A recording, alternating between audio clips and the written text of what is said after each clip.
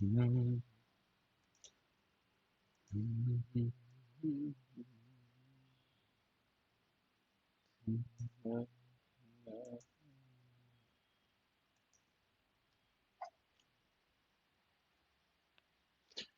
Evening बच्चे। Good evening भाई। जय हिंद। हाँ जी हाँ।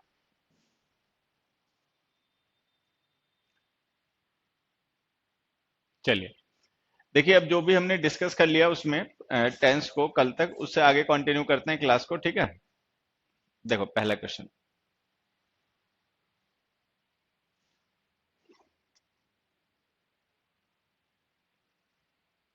गुड इवनिंग बच्चे। ऋतुरान।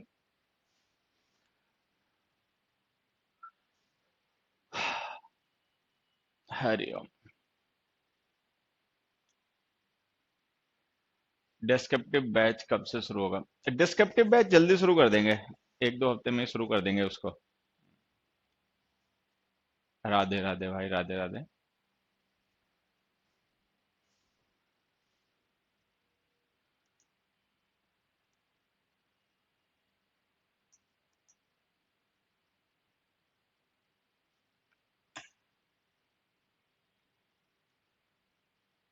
हैव रिसीव्ड आएगा ना इसका आंसर? हाँ बढ़िया। चलो देखो, आ, ये सेंटेंस अगर केवल इतना लिखा हो, the candidates received no reply to their query, तो ये सही हो जाएगा। मतलब इतना तो हमें पता है। हाँ, इस बैच के बाद में करें। हाँ, हालांकि ये बैच भी तो हमें लगता है 2 ही 3 हफ्ते का बचा होगा। चलो देखते हैं। अब जैसे हमने लिखा था candidates received no reply to their query at, query at हमने लिख दिया, यहां तक आ गया। अब इसके बाद की एक चीज समझना, अगर ये सेंटेंस केवल इतना हो तो ये सही है, हालांकि ये गलत है। इसके गलत होने की वजह ना ये वर्ड है येट। अब इसको मैं आपको ना दो तरीके से समझाता हूँ। एक ही बात है, दो तरीके से मतलब उसको कह सकते हैं। एक तो येट वर्ड का जो मीनिंग होता है हम उसके थ्रू ये बात समझ सकते हैं कि येट का मतलब होता है टिल नाउ। ठीक है, ये ध्यान रखना हमेशा, येट का मतलब टिल नाउ होता है। ठीक है, ये हमने एडवर्ब में भी पढ़ा था कि येट का मतलब टिल नाउ होता है, और स्टिल का मतलब इवन नाउ होता है। ये सब हमने पढ़ रखा है। अब देखो, अगर हम नाउ लिख रहे हैं तो इसका मतलब जिस टाइम के बारे में हम बात कर रहे हैं वो टाइम है प्रेजेंट। ठीक है, क्योंकि अगर पास्ट या फ्यूचर होता है ना तो हम देन लिखते हैं, पास्ट और फ्यूचर में देन यूज होता है। ठीक है, तो अगर हम नाउ लिख रहे हैं तो इसका मतलब टाइम हमारा प्रेजेंट का है। अच्छा, टिल जो होती है ना प्रेपोजिशन, टिल प्रेपोजिशन का यूज हम करते हैं ऐसे पॉइंट्स को रेफर करने के लिए टाइम के जो किसी एक्शन का डेड लाइन हो। मतलब किसी ऐसे पॉइंट को रेफर करने के लिए जहां पे जाके कोई एक्शन डेड हो जाता है। डेड का मतलब है कंप्लीट हो जाता है। ठीक है, तो अगर हम टिल लिख रहे हैं तो इसका मतलब हम टाइम के किसी पॉइंट को या किसी डेडलाइन को रेफर कर रहे हैं। अच्छा, डेडलाइन का मतलब होता है कि जहां पे जाके एक्शन कंप्लीशन की स्टेट में आ जाए, जहां पे जाके एक्शन कंप्लीट हो जाए। फिर हमें पता है जो एक्शन कंप्लीट हो जाते हैं, जिनकी स्टेट कंप्लीशन की होती है, उनको हमें परफेक्ट टेंस में लिखना पड़ता है। ये तो सब हमें पता ही है। ठीक है, तो टिल से ये पता चल गया कि जिस एक्शन की बात की जा रही है वो परफेक्ट स्टेट का है। नाउ से ये पता चल गया कि वो प्रेजेंट का है। ठीक है, तो जब ये बातें हमें पता चल गई तो ये हमारा टेंस पास्ट इंडेफिनिट है, रिसीव्ड ये गलत हो गया, हमें प्रेजेंट परफेक्ट लिख देना चाहिए। ठीक है, देखो ये जो हमने रिसीव्ड लिखा है पास्ट इंडेफिनिट टेंस है। ठीक है, तो अगर हम यहाँ पे प्रेजेंट परफेक्ट टेंस लिख दें हैव रिसीव्ड तो ये सही हो जाएगा।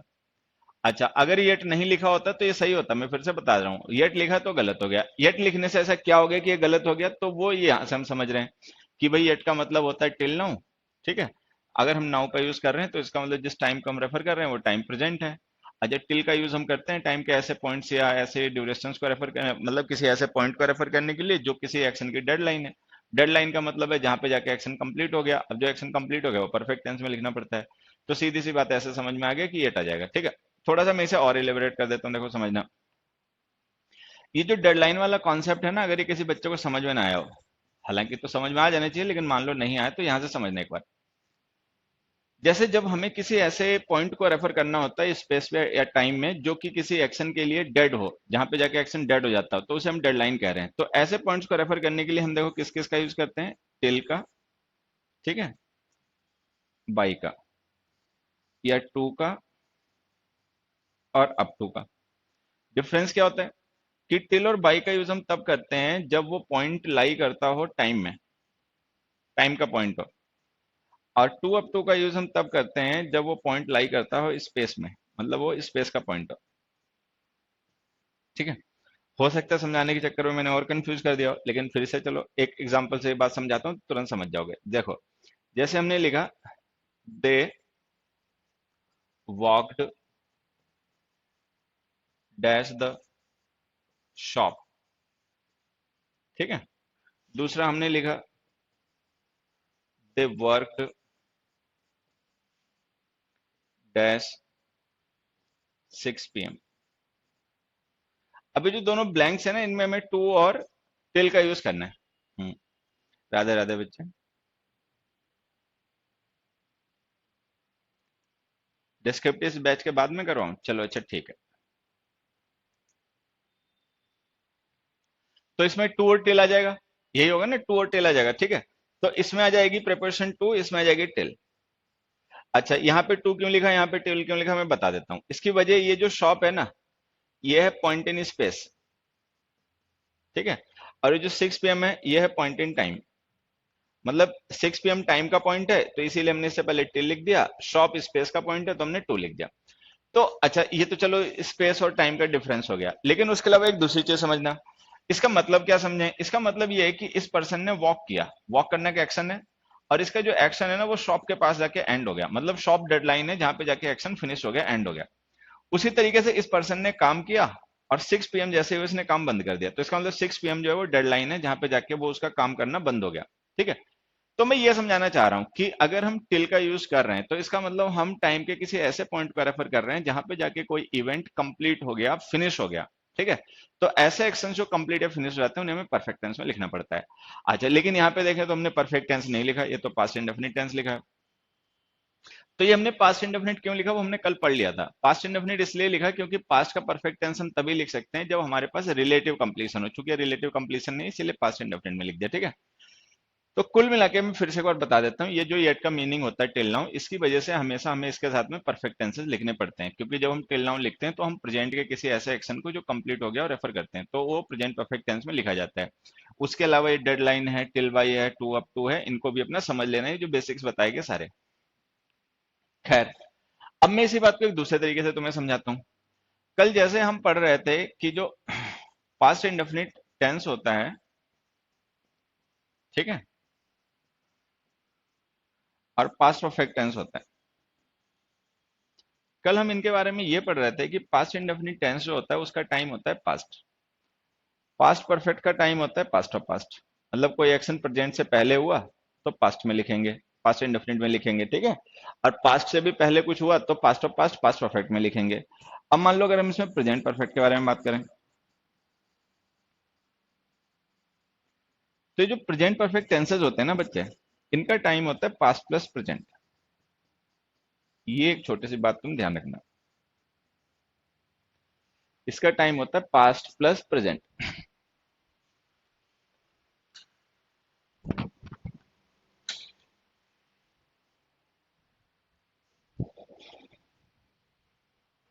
हम्म,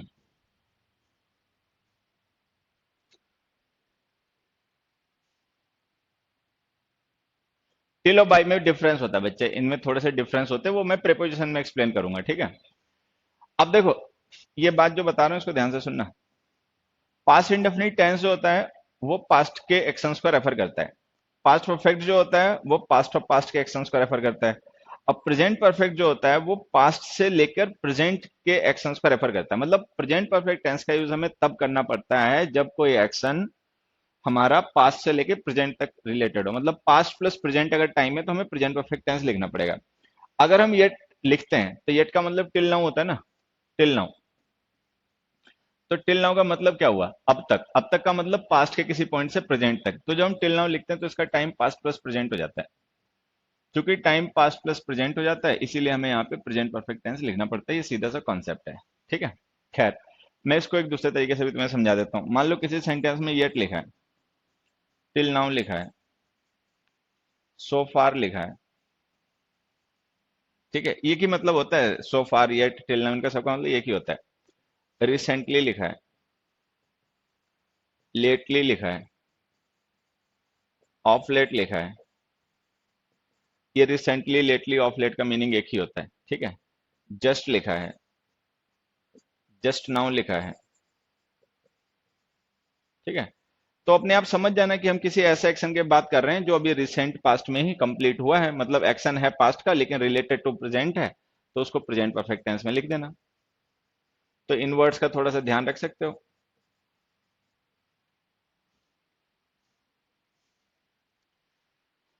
yet, till now, so far, recently, lately, of late, ठीक है। चलो अगले क्वेश्चन पे आ जाते हैं। Don't is called him, he was with me up till until now. अब देखो, अगर ये सेंटेंस केवल इतना हो तो ये भी सही जाएगा। हमने किसी से कहा भाई इसको डांटो मत, ये तो मेरे साथ था, मतलब कहीं इधर उधर नहीं था, मेरे साथ था, तो इसलिए इसको डांटो मत, सही हो गया। लेकिन यहाँ पे देखो हमने लिखा अनटिल नाउ। अनटिल नाउ का मतलब up to the moment of speaking, तो इसका मतलब पास्ट से लेकर जिस समय हम बात कर रहे हैं उस समय तक के टाइम को रेफर करना है। अनटिल नाउ का मतलब यही हो गया ना, पास्ट के किसी पॉइंट से जिस समय हम बात कर रहे हैं उस पॉइंट तक, तो ये टाइम पास्ट प्लस प्रेजेंट हो गया। अगर टाइम पास्ट प्लस प्रेजेंट हो गया तो ये वॉज हमने वर्ब की सेकंड फॉर्म लिख रखी है, तो पास्ट इंडेफिनिट टेंस बना रही है, गलत हो जाएगा, हमें प्रेजेंट परफेक्ट बनाना चाहिए। प्रेजेंट परफेक्ट बनाओगे तो हैज के साथ वर्ब की थर्ड फॉर्म लिखनी पड़ेगी, तो ये आ गया आंसर, हैज बीन। तो ये आ जाएगा don't is called him as he has been with me until now, ठीक है। नेक्स्ट क्वेश्चन पे आ जाते हैं। They cured thousands of patients of this disease. अब मान लो ये सेंटेंस केवल इतना लिखा, दिस डिजीज तक, ठीक है। They cured thousands of patients of this disease की मतलब उसने उन्होंने इस बीमारी के हजारों पेशेंट्स ठीक कर दिए, चलो ठीक है, अच्छी बात है। यहाँ पे लिखा सो फार। सो फार का मतलब the moment we are speaking, up to the moment we are speaking. So far का मतलब होता है अब तक, जिस समय हम बात कर रहे हैं उस समय तक, तो इसका मतलब ये एक्शन पास्ट से लेके प्रेजेंट के टाइम तक वैलिड है। अब कोई भी एक्शन ऐसा हो जिसका valid time past plus present हो, ठीक है, तो वो प्रेजेंट परफेक्ट टेंस में लिखा जाता है। ये ध्यान रखना, पास्ट प्लस प्रेजेंट अगर हमारा टाइम है तो पास्ट परफेक्ट या पास्ट इंडेफिनिट नहीं, प्रेजेंट परफेक्ट टेंस लिखना चाहिए। प्रेजेंट परफेक्ट टेंस लिखोगे तो हैज क्योर्ड आ जाएगा। दे हैव क्योर्ड, बिल्कुल बच्चे, दे हैव क्योर्ड, ठीक है। तो ये समझ लेना, अगर ये सो फार ना लिखा होता तो हम उसको सही मान लेते, ठीक है। मान लो देखो ऐसा समझना, मान लो ये सो फार नहीं लिखा है, ये अंटिल नाउ नहीं लिखा है, और ये एट नहीं लिखा है, तो ये सेंटेंसेस सही है, गलत नहीं है। Don't is called him as he was with me सही है। The candidates receive no reply to their query भी सही है। They cured thousands of patients of the disease भी सही है, हम इन्हें पास्ट का एक्शन मान लेंगे। लेकिन जब हम ये लिख देंगे ना सो फार, ठीक है, या जब हम लिख देंगे अंटिल नाउ, या जब हम लिख देंगे येट, तो हमें पता चल जाएगा ये एक्शन बेसिकली पास्ट का है लेकिन रिलेटेड टू प्रेजेंट है। तो पास्ट का एक्शन अगर प्रेजेंट से रिलेटेड है तो उसका टाइम पास्ट प्लस प्रेजेंट हो गया। जब टाइम पास्ट प्लस प्रेजेंट हो जाएगा तो उसको प्रेजेंट परफेक्ट टेंस में लिखना, ठीक है। ये बात अच्छी, अगले दो एग्जांपल से तुम्हें बहुत अच्छे से समझ में आ जाएगी। देखो ये जो फोर्थ और फिफ्थ एग्जांपल्स है ना, इनको समझना। हमने लिखा we visited some nice places in the last 3 years. अब देखो इन द लास्ट 3 इयर्स, तो इन द लास्ट 3 इयर्स का मतलब समझना, जैसा हमारा प्रेजेंट ईयर है 2020, ठीक है, इससे पहले एक ईयर था 2019, इससे पहले एक ईयर था 2018, उससे पहले था 2017, ठीक है, और मतलब उससे पहले भी कुछ रहा होगा लेकिन छोड़ो। अब अगर हम कह रहे हैं इन द लास्ट 3 इयर्स, तो मतलब हम 3 इयर्स को रेफर कर रहे हैं, तो या तो हम इन 3 इयर्स को रेफर कर रहे होंगे, ठीक है, या हम इन 3 इयर्स को रेफर कर रहे होंगे। ये दोनों ए हो गए, ये बी हो गया, ठीक है। तो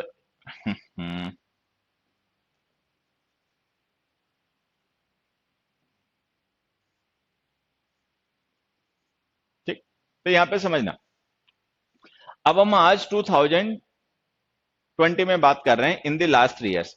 तो इन द लास्ट 3 इयर्स अगर हम 2020 में कह रहे हैं तो इसका मतलब हम कौन सी ड्यूरेशन को रेफर कर रहे हैं, 2017, 2018, 2019 वाली को, या 2018, 2019 या 2020 को।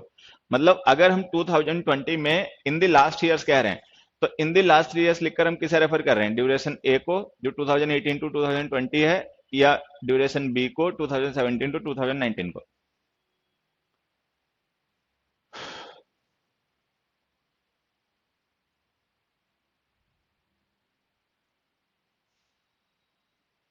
ए को, ये तो समझ में आएगी होगा, क्योंकि अगर हम इन द लास्ट 3 इयर्स कह रहे हैं ना, तो इसका मतलब हम प्रेजेंट से बैक 3 इयर्स जा रहे हैं। अब प्रेजेंट है हमारा 2020, तो इसका मतलब हम प्रेजेंट के पॉइंट से पास्ट के पॉइंट टाइम को रेफर कर रहे हैं, कवर कर रहे हैं। तो ये टाइम देखो हमारा हो गया पास्ट प्लस प्रेजेंट। तो अगर हम इन द लास्ट 3 इयर्स कहेंगे ना, तो इन द लास्ट 3 इयर्स का मतलब ये नहीं होगा, इन द लास्ट 3 इयर्स का मतलब ये है, ये। तो इसमें देखो हमारा जो प्रेजेंट ईयर है वो भी इंक्लूडेड है, पास्ट भी इंक्लूडेड है। तो इन द लास्ट 3 इयर्स लिखने का मतलब हो गया कि टाइम है हमारा पास्ट प्लस प्रेजेंट। ठीक है, चलो। अब इसमें देखो नेक्स्ट में क्या लिखा हुआ है, नेक्स्ट में लिखा हुआ है लास्ट ईयर। अब जो लास्ट ईयर लिखा है ना, इसका मतलब हम क्या माने, लास्ट ईयर का मतलब हम माने 2020, 2019। ठीक है, देखो लास्ट ईयर का मतलब हम क्या माने, लास्ट ईयर का मतलब हम माने ए, लास्ट ईयर का माना हम माने बी, या लास्ट ईयर का मतलब हम माने सी। क्या माने, लास्ट ईयर का मतलब हम 2020 माने। ये 2020 तो खैर नहीं लिखना चाहिए, तो चलो मैं इसको मिटाता हूँ एक थोड़ा सा। खैर इतना तो कोई भी बेवकूफ होगा वो भी जान जाएगा, लास्ट ईयर का मतलब 2020 तो होना नहीं। देखो लास्ट ईयर का मतलब जैसे ही हमारा प्रेजेंट ईयर 2020 हो गया, ये 2019 हो गया। तो लास्ट ईयर का मतलब या तो हम माने 2019 ए, या माने 2019 टू 2020 बी। देखो क्या माने, लास्ट ईयर का मतलब ए या लास्ट ईयर का मतलब बी। तो लास्ट ईयर का मतलब हो जाएगा ए 2019। अब देखो हमारा प्रेजेंट ईयर है 2020, लेकिन लास्ट ईयर में प्रेजेंट ईयर नहीं इंक्लूडेड है, वो केवल उससे प्रीवियस ईयर 2019 की बात हो रही है, तो ये टाइम हो गया पास्ट। तो अगर हम लास्ट ईयर लिख रहे हैं तो ये टाइम है हमारा पास्ट। अगर हम इन द लास्ट ईयर्स लिख रहे हैं तो हमारा टाइम है पास्ट प्लस प्रेजेंट। अब जब तुम्हें ये समझ में आ गया कि टाइम पास्ट प्लस प्रेजेंट है, तो जिस एक्शन के लिए इस टाइम का यूज किया जा रहा है उसे प्रेजेंट परफेक्ट टेंस में लिखो, हैव विजिटेड। ठीक है, यहाँ पे हमने लिखा last year, last year time past का है ना, तो अगर टाइम पास्ट का है तो टेंस भी पास्ट इंडेफिनिट लिखो, मेड। तो बस ये छोटी छोटी हमें बातें ध्यान देनी कि अगर हमारा टाइम पास्ट प्लस प्रेजेंट हो तो प्रेजेंट परफेक्ट टेंस लिखना, अगर हमारा टाइम पास्ट हो तो पास्ट इंडेफिनिट टेंस लिखना, अगर हमारा टाइम पास्ट हो तो पास्ट परफेक्ट टेंस लिखना। ठीक है, नेक्स्ट एग्जांपल देखो, my friend is so happy because he got promotion. My friend is so happy because he got promotion. ठीक है,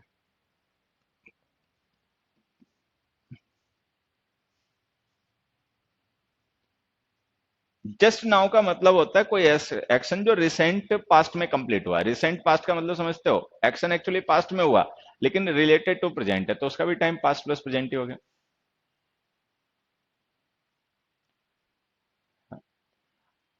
अब देखो इसको समझना है यहाँ पे एक चीज, my friend is so happy because he got promotion.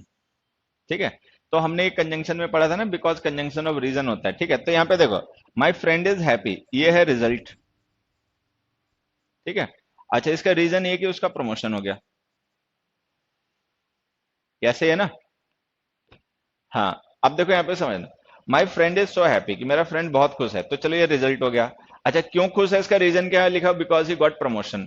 तो अब एक चीज समझना, प्रमोशन मिलना पास्ट का एक्शन है, प्रमोशन मिलना पास्ट का एक्शन है, लेकिन वो पास्ट का एक्शन प्रेजेंट के किसी एक्शन का रीजन है। तो मतलब वो पास्ट का एक्शन प्रेजेंट में भी इफेक्टिव है, क्योंकि ये जो है ना ये इफेक्ट है, खुश होना फ्रेंड का ये इफेक्ट है, रिजल्ट है। और ये इफेक्ट जिस एक्शन का है वो एक्शन पास्ट का है।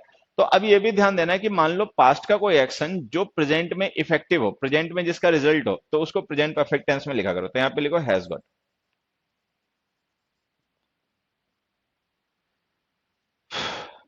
खैर ये तो हो गई बात आंसर की, मतलब ये तो हैज गॉट लिख देने से हमें आंसर पता चल गया कि इस क्वेश्चन का आंसर क्या है। लेकिन अब इससे ऊपर की बात बताता हूँ, वो समझना ध्यान से। हम यहाँ पे पास्ट इंडेफिनिट और प्रेजेंट परफेक्ट को डिफरेंशिएट कर रहे हैं, तो यहाँ पे जो मैं डिफरेंसेस समझाने की तुम्हें कोशिश कर रहा हूँ वो समझने की एक बार कोशिश करना है। ठीक है, अगर कोई एक्शन पास्ट का है तो उसको हम पास्ट इंडेफिनिट में लिखेंगे, अगर कोई एक्शन पास्ट प्लस प्रेजेंट का है तो हम प्रेजेंट परफेक्ट में लिखेंगे। ठीक है, टेक्निकली जो प्रेजेंट परफेक्ट टेंस होता है वो हमेशा एक्शन होता ही पास्ट का है, क्योंकि अगर हम किसी एक्शन को प्रेजेंट परफेक्ट टेंस में लिख रहे हैं तो ये मान के चलो कि वो एक्शन पास्ट का ही होगा, प्रेजेंट का नहीं हो सकता, क्योंकि प्रेजेंट का एक्शन प्रेजेंट में कंप्लीट नहीं होगा, वो हमेशा फ्यूचर में जाके कंप्लीट होगा। तो टेक्निकली होता क्या कि जो प्रेजेंट परफेक्ट टेंस होता है और पास्ट इंडेफिनिट टेंस होता है वो दोनों ही पास्ट के एक्शन होते हैं। डिफरेंस दोनों में ये होता है कि जो पास्ट का एक्शन होता है वो प्रेजेंट से रिलेटेड नहीं होता, तो हम उसे पास्ट इंडेफिनिट में लिख देते हैं। लेकिन मान लो ऐसा कोई पास्ट का एक्शन हो जो हमारी प्रेजेंट की किसी सिचुएशन से रिलेटेड हो, प्रेजेंट में उसका कोई इंपैक्ट हो, प्रेजेंट में उसका कोई इन्फ्लुएंस हो, तो हम उसे प्रेजेंट परफेक्ट टेंस में लिखते हैं। तो कहने का मतलब ये है कि जब पास्ट के एक्शन प्रेजेंट की सिचुएशन से रिलेटेड होते हैं तो हम उन्हें प्रेजेंट परफेक्ट टेंस में लिखते हैं। ठीक है, देखो, मैं तुम्हें कुछ एग्जांपल्स की मदद से ये समझाता हूँ। खैर, ये तो वो एग्जांपल नहीं है जो मैं तुम्हें समझाना चाह रहा हूँ, तो मैं अपने पास से लिख देता हूँ, यहां से समझना।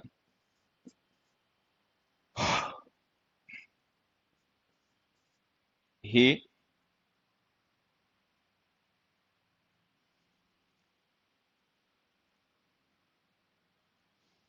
Cantt walk because his leg got hurt. ठीक है।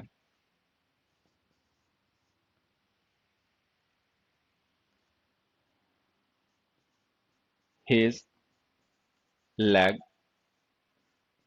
Got hurt while playing football.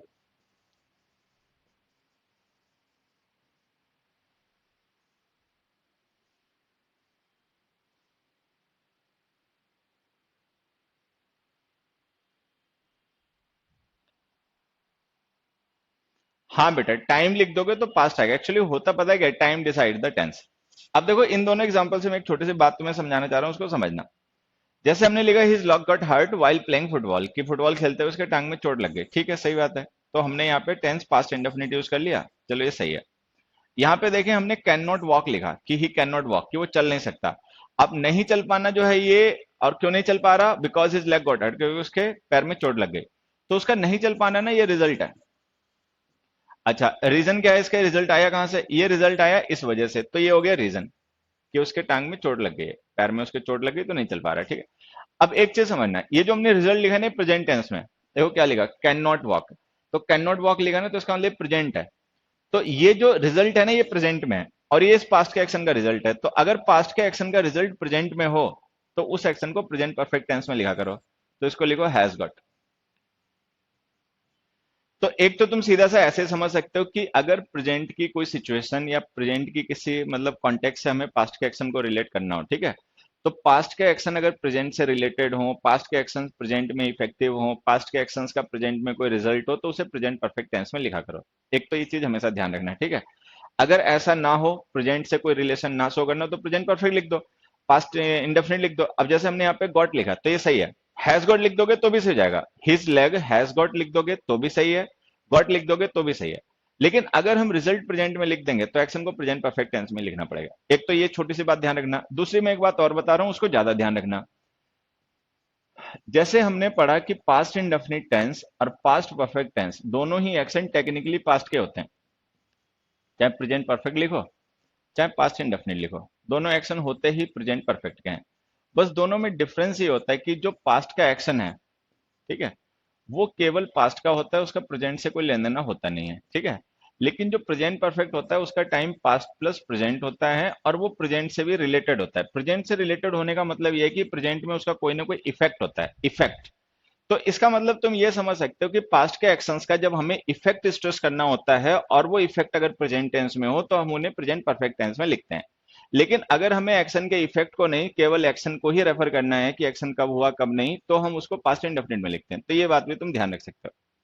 Past के एक्शंस का जब कोई इफेक्ट होता है, और अगर वो इफेक्ट प्रेजेंट टेंस में हो, तो उस इफेक्ट को स्ट्रेस करने के लिए हम प्रेजेंट परफेक्ट टेंसेस का यूज करते हैं। लेकिन मान लो उस एक्शन का कोई इफेक्ट ना हो, या हमें उस इफेक्ट को स्ट्रेस ही ना करना हो, तो फिर हम पास्ट इंडेफिनिट टेंस लिखकर यूज करते हैं। तो पास्ट परफेक्ट और present perfect, sorry, past indefinite और प्रेजेंट परफेक्ट दोनों एक्शन पास्ट के होते हैं, ठीक है। लेकिन हम दोनों को कई बार एक दूसरी जगह यूज कर सकते हैं। अब जैसे हमने कहा यहाँ पे हम गॉट लिख रहे हैं तो भी सही है, और अगर हम यहाँ पे हैज गॉट लिख दें तो भी सही होगा। तो अगर हम हैज गॉट लिखेंगे गॉट लिखेंगे, तो दोनों में डिफरेंस क्या होगा, तो डिफरेंस यही होगा कि मान लो कोई पर्सन अगर धीरे धीरे चल रहा है, या तेज नहीं चल पा रहा है, या मतलब उसके पैर में चोट लगी है इसलिए दर्द कराते हुए चल रहा है, या लंगड़ा के चल रहा है, ठीक है। तो ऐसे पर्सन के बारे में हम कहेंगे he has got hurt while playing football. Has got हम इसलिए कहेंगे क्योंकि उसका इफेक्ट विजिबल है, प्रेजेंट में उसका इफेक्ट विजिबल है, तो हम प्रेजेंट परफेक्ट टेंस यूज करेंगे। लेकिन मान लो अगर ऐसा ना हो, हमें उसके रिजल्ट को रेफर नहीं करना है, और जो प्रेजेंट में वो लंगड़ा के चल रहा है, या दर्द के साथ चल रहा है, या धीरे धीरे चल रहा है, हमें उस इफेक्ट को रेफर नहीं करना, तो हम पास्ट इंडेफिनिट यूज कर देंगे, he got hurt while playing football. तो कुल मिला के बस ये ध्यान देना है कि अगर इफेक्ट को स्ट्रेस करना है तो प्रेजेंट परफेक्ट टेंस, एक्शन को स्ट्रेस करना है तो पास्ट इंडेफिनिट टेंस, ठीक है। टाइम अगर पास्ट प्लस प्रेजेंट है, तो past present perfect tense time अगर केवल पास्ट है तो पास्ट इंडेफिनिट टेंस। ये बेसिक्स ध्यान रखने हैं, ठीक है। अब देखो इन एग्जांपल्स पे हमने क्या किया, यहाँ पे एक वर्ब लिखी अलग अलग टेंसेस में। जैसे एम है प्रेजेंट इंडेफिनिट टेंस की वर्ब, वॉज है पास्ट इंडेफिनिट टेंस की वर्ब, हैव बीन है प्रेजेंट परफेक्ट टेंस की वर्ब, ठीक है। उसी तरीके से यहाँ पर भी है, have been present perfect, was past indefinite, am present indefinite, ठीक है। अब ये लिख दिया। अच्छा, जिस टाइम के लिए हम इन वर्ब्स का यूज कर रहे हैं वो टाइम देखो यहाँ पे लिखा हुआ थ्रू आउट माई लाइफ और through out my childhood.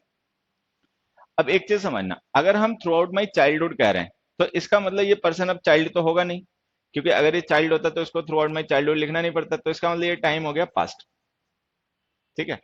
Through out my life अगर कोई पर्सन कह रहा है तो इसका मतलब ये जिंदा पर्सन होगा, क्योंकि स्पीकर है तो ऑब्वियस सी बात है वो जिंदा होगा। तो इसका मतलब ये पर्सन जो बात कर रहा है ना वो जिंदा है, और अगर वो इतनी बात कह पा रहा है थीस्ट अथिस्ट वाली, तो इसका मतलब ये ऐसा नहीं तुरंत इसका जन्म हुआ होगा बोलने लग गया होगा, 15-20 साल का कुछ इसकी उम्र भी होगी। तो इसका मतलब ये जो थ्रू आउट माई लाइफ है ना, तो लाइफ का मतलब ये हो गया कि जब से ये इसका जन्म हुआ तब से लेके उस समय तक जब ये बात कर रहा है, तो इसका टाइम हो गया पास्ट प्लस प्रेजेंट। तो थ्रू आउट माई लाइफ का मतलब है past plus present, through out my childhood का मतलब है पास्ट, ठीक है। तो जब ये पता चल गया कि ये पास्ट प्लस प्रेजेंट है तो प्रेजेंट परफेक्ट टेंस की वर्ब गलत सही हो गई, बाकी गलत हो गई, ठीक है। अब हमने लिख दिया through out my childhood, through out my childhood time past का हो गया, तो अगर पास्ट का हो गया तो पास्ट इंडेफिनिट टेंस सही हो गया और ये प्रेजेंट परफेक्ट टेंसेस गलत हो गया। ये डिफरेंस है, ठीक है। पास्ट के टाइम को रेफर कर रहे हो तो पास्ट इंडेफिनिट टेंस यूज कर लो, पास्ट प्लस प्रेजेंट को रेफर कर रहे हो तो प्रेजेंट परफेक्ट टेंस यूज कर लो। तो थ्रू आउट माई लाइफ लिखने से ही पता चल गया कि ये जो पर्सन है, ठीक है, वो जब से उसका जन्म हुआ तब से लेके जिस समय वो बात कर रहा है उस समय तक के टाइम को रेफर कर रहा है, क्योंकि लाइफ वही टाइम होती है। तो वो पास्ट प्लस प्रेजेंट हो गया और हमने present perfect tense have been लिख दिया। लेकिन अगर थ्रू आउट माई चाइल्डहुड कोई पर्सन कह देगा तो इसका मतलब वो अपने पास्ट के टाइम को रेफर कर रहा है, अगर पास्ट के टाइम को रेफर कर रहा है तो पास्ट इंडेफिनिट टेंस हमने वॉज लिख दिया। नेक्स्ट में जो he is was has been a theist throughout his life. अब देखो यहां भी हमने वही लिखा, is present indefinite, was past indefinite, has been present perfect, ठीक है। अब जिस टाइम के अकॉर्डिंग इस वर्ब के टेंस को हमें यूज करना है वो टाइम ये लिखा हुआ है थ्रू आउट हिज लाइफ, ठीक है। अब यहाँ पे एक चीज समझना, अगर ये पर्सन आज भी जिंदा हो, जैसे कि हमने लिखा ना थ्रू आउट माई लाइफ, तो ये हमारा स्पीकर जिंदा था। तो अगर ये हिज जो लाइफ हमने लिखा ना, अगर मान लो ये पर्सन आज भी जिंदा हो, तो इसका मतलब ये टाइम पास्ट प्लस प्रेजेंट हो गया, क्योंकि अगर वो आज भी जिंदा है तो उसकी लाइफ आज भी इफेक्टिव है, तो इसमें प्रेजेंट भी इंक्लूडेड है। और जब उसका जन्म हुआ होगा पास्ट में तब से लेके वो जो बीच का टाइम है वो भी इंक्लूडेड है, तो इसका मतलब टाइम पास्ट प्लस प्रेजेंट हो जाएगा और हम प्रेजेंट परफेक्ट टेंस लिखेंगे हैज बीन। लेकिन अब एक सिचुएशन मान लो, क्या पता वो पर्सन अब डेड हो। भाई ये तो हमने लिखा माई लाइफ, माई का मतलब है स्पीकर, तो स्पीकर तो अलाइव होगा होगा, अगर वो बात कर रहा है तो वो जिंदा पर्सन ही होगा। लेकिन हिज लाइफ जो हमने लिखा ना थर्ड पर्सन है, हो सकता है अब ये जिंदा ना हो। तो अगर ये जिंदा नहीं होगा तो फिर पास्ट इंडेफिनिट टेंस यूज करना पड़ेगा। तो मतलब थ्रू आउट हिज लाइफ लिखा है ना, तो इसके साथ तो हम वॉज भी लिख सकते हैं और हैज बीन भी लिख सकते हैं, दोनों लिख सकते हैं। हालांकि कॉन्टेक्स्ट वेरी करेगा, क्योंकि अगर तुम वॉज लिखोगे, ठीक है, तो इसका मतलब वो पर्सन अब जिंदा नहीं है, द पर्सन इज डेड, ठीक है। हैज बीन लिखोगे तो इसका मतलब वो पर्सन आज भी जिंदा है, ठीक है। अच्छा, यहाँ पे हम वॉज क्यों नहीं लिख पाए थे, क्योंकि यहाँ पे जो माई लाइफ लिखा था ना ये फर्स्ट पर्सन है, फर्स्ट पर्सन स्पीकर होता है और हमें पता है कि स्पीकर हमेशा जिंदा होता है, अगर जिंदा नहीं होगा तो बात कैसे करेगा, ठीक है। तो बस ये ध्यान रखना है, छोटी छोटी बातें समझ में आ जाएंगी, अपने आप काम हो जाएगा। 10th एग्जाम्पल देखो, it is not the first time this man has expressed his resentment openly. भाई बताओ सही है गलत। 10th एग्जाम्पल बच्चे बताओ, ये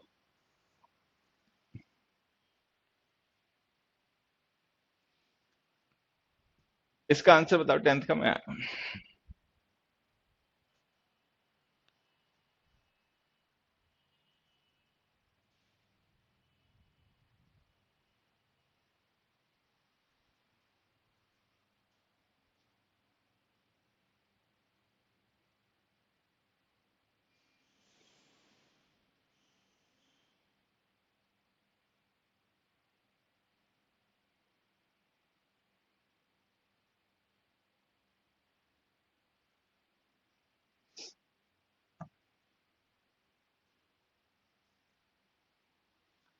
हाँ, अब देखो मैं समझाता हूँ, यहाँ पे ध्यान से समझना।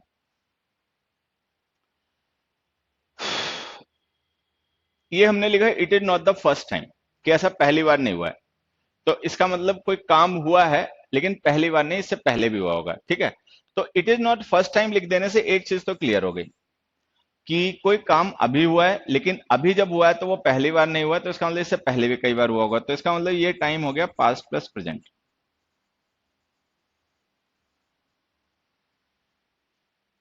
यही है ना, इसका टाइम हो गया पास्ट प्लस प्रेजेंट। तो हमने पढ़ा था कि जो पास्ट प्लस प्रेजेंट टाइम होता है उसके लिए जो हम टेंस यूज करते हैं वो प्रेजेंट परफेक्ट होता है।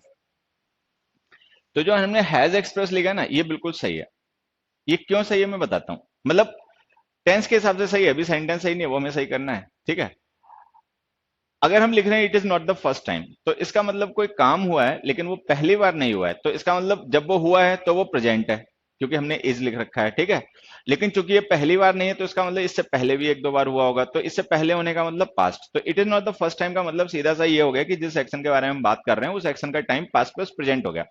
अगर टाइम पास्ट प्लस प्रेजेंट हो गया तो टेंस प्रेजेंट परफेक्ट लिखना पड़ेगा, जो कि हमने लिख रखा है, तो ये सही होना चाहिए। लेकिन एक चीज समझो, अगर मान लो हम ये सेंटेंस लिखें this man has express his resentment openly, तो इसका मतलब ये हो गया कि इस पर्सन ने अपनी नाराजगी जाहिर कर दी। तो ये वन टाइम इवेंट है। मान लो हमने लिखा they have told a lie, कि इन लोगों ने झूठ बोला है। तो अगर हम ये लिख देंगे ना they have told a lie, तो इसका मतलब ये एक वन टाइम इवेंट है, one time single frequency event है, ठीक है। लेकिन अगर मान लो ऐसा ना हो, उन्होंने कई बार हमसे झूठ बोला हो और अक्सर झूठ बोला हो, तो हमें ये लिखना पड़ेगा they have often told a lie, they have often told a lie. अब जब हम ऑफन टोल्ड अ लाई लिख देंगे ना, तो इससे पता क्या चल जाएगा, इससे पता चल जाएगा ये फ्रीक्वेंट इवेंट है। मतलब फ्रीक्वेंट का मतलब ये सिंगल वन टाइम इवेंट नहीं है, इसमें और भी फ्रीक्वेंसीज हैं, ये और भी बार हुआ है, ठीक है। अब बस यही हमें समझना है। अगर हम it is not the first time लिख रहे हैं तो इससे ये क्लियर होगा कि एक्शन पास्ट से लेके प्रेजेंट तक का है, लेकिन ये भी क्लियर हो गया कि इसकी और भी फ्रीक्वेंसीज हैं। It is not the first time लिखने से पता चल गया कि ये वन टाइम इवेंट नहीं है, सिंगल फ्रीक्वेंसी इवेंट नहीं है, इसमें और भी फ्रीक्वेंसीज हैं। तो अगर इसमें और भी फ्रीक्वेंसीज हैं तो फ्रीक्वेंसी को रेफर कौन कर रहा है यहाँ पे, हमें पता कैसे चलेगा ये वन टाइम नहीं फ्रीक्वेंट इवेंट है। तो उसके लिए यहाँ पे ऑफन लिख दो या ऑलवेज लिख दो या कुछ भी लिख दो, ये आंसर है। तो इस सेंटेंस को हमें सही करना पड़ेगा, it is not the first time this man has often express his resentment openly. बेटा प्रेजेंट इंडेफिनिट इसलिए नहीं लिखा क्योंकि ये पास्ट प्लस प्रेजेंट का एक्शन है, ठीक है। पास्ट प्लस प्रेजेंट का एक्शन है, इसीलिए प्रेजेंट परफेक्ट में लिखना पड़ रहा है। क्योंकि वन टाइम नहीं है, फ्रिक्वेंट है, तो ऑलवेज और मतलब ऑफन के साथ लिखना पड़ रहा है, ठीक है। वो मैं भी समझा रहा हूँ, धीरे धीरे तुम समझ जाओगे, बस ध्यान रखना जो समझाया जा रहा है। टाइम पास्ट प्लस प्रेजेंट है तो प्रेजेंट परफेक्ट टेंस बनेगा, ठीक है।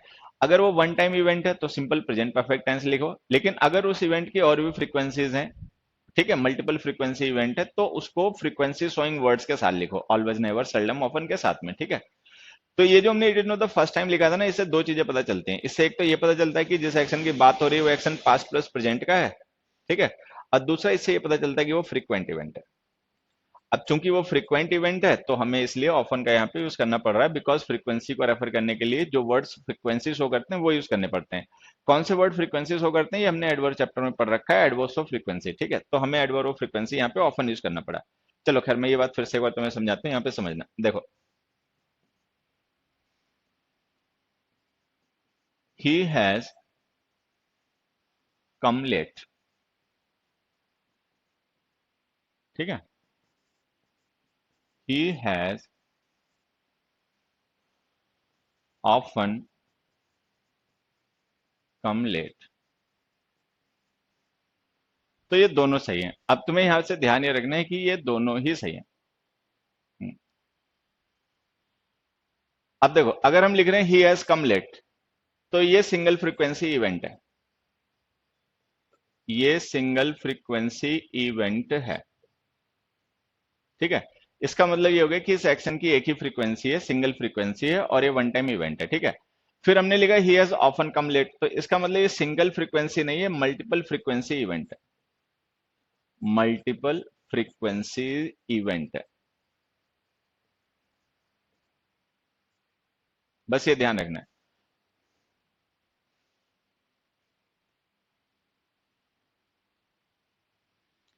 ठीक है। तो ये जो ऑलवेज है, नेवर है, सेल्डम है, ऑफन है, जो फ्रीक्वेंसी शो करने वाले वर्ड्स होते हैं ना, इनका यूज हम प्रेजेंट परफेक्ट टेंस में भी कर सकते हैं अगर हमें यह बताना हो कि वो एक्शन सिंगल फ्रीक्वेंसी का नहीं है, उसकी और भी पास्ट में फ्रीक्वेंसीज हैं। ठीक है, तो अगर मान लो कोई एक्शन बिल्कुल हमारे रिसेंट पास्ट से रिलेटेड है, हमारे प्रेजेंट से रिलेटेड है, तो हम उसे प्रेजेंट परफेक्ट टेंस में लिख देते हैं। लेकिन अगर मान लो उस एक्शन की पास्ट में और भी फ्रीक्वेंसीज हैं और वो पास्ट में और भी बार हुआ है, तो उस पास्ट की फ्रीक्वेंसीज का रेफर करने के लिए हम ऑलवेज नेवर सेल्डम ऑफन का यूज करते हैं। सीधे शब्दों में तुम्हें यह समझना है, बेटा ध्यान से सुनो, तुम लोग सुनना नहीं चाह रहे हो। मैं कह रहा हूं कि जो प्रेजेंट से पास्ट तक के एक्शंस होते हैं उनके लिए प्रेजेंट परफेक्ट टेंस होता है। तुम लोग इतने उल्लू हो, तुमने रट्टा मार लिया कि ऑलवेज होगा तो प्रेजेंट इंडेफिनिट आएगा, और जबकि 10 बार समझा चुके हैं ऐसा नहीं है। सुनो तो सही, पास्ट से लेके प्रेजेंट के बीच में हुए एक्शंस को प्रेजेंट इंडेफिनिट में नहीं लिख दोगे ना, हिले हुए हो क्या?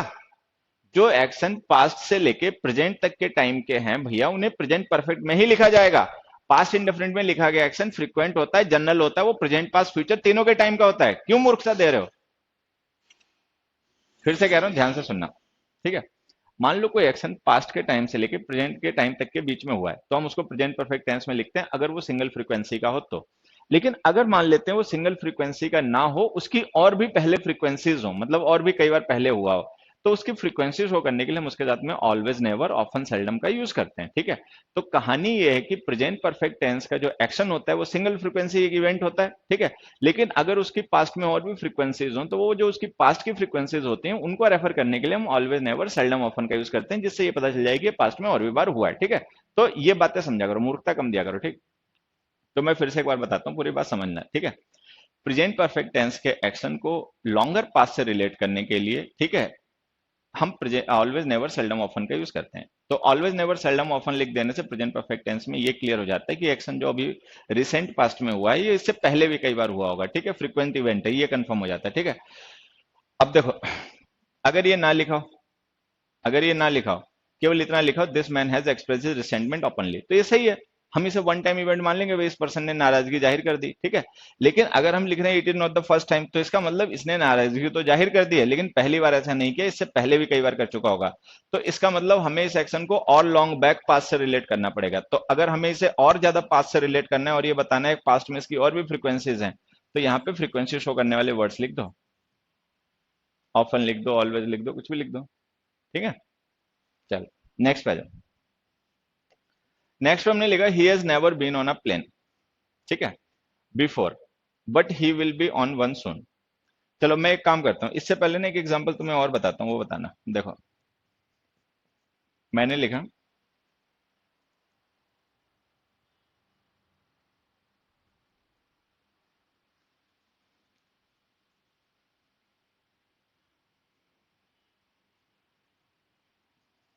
We can trust him as he has never told a lie before. ठीक है,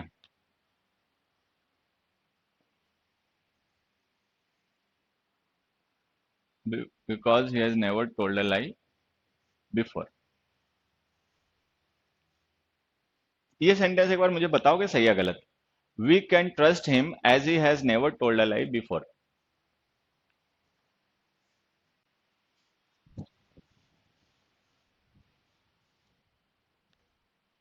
We can trust him as he has never told a lie before.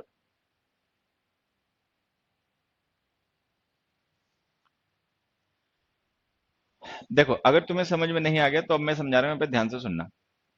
ये हमने प्रेजेंट परफेक्ट टेंस लिखा है और इसमें नेवर लिख दिया।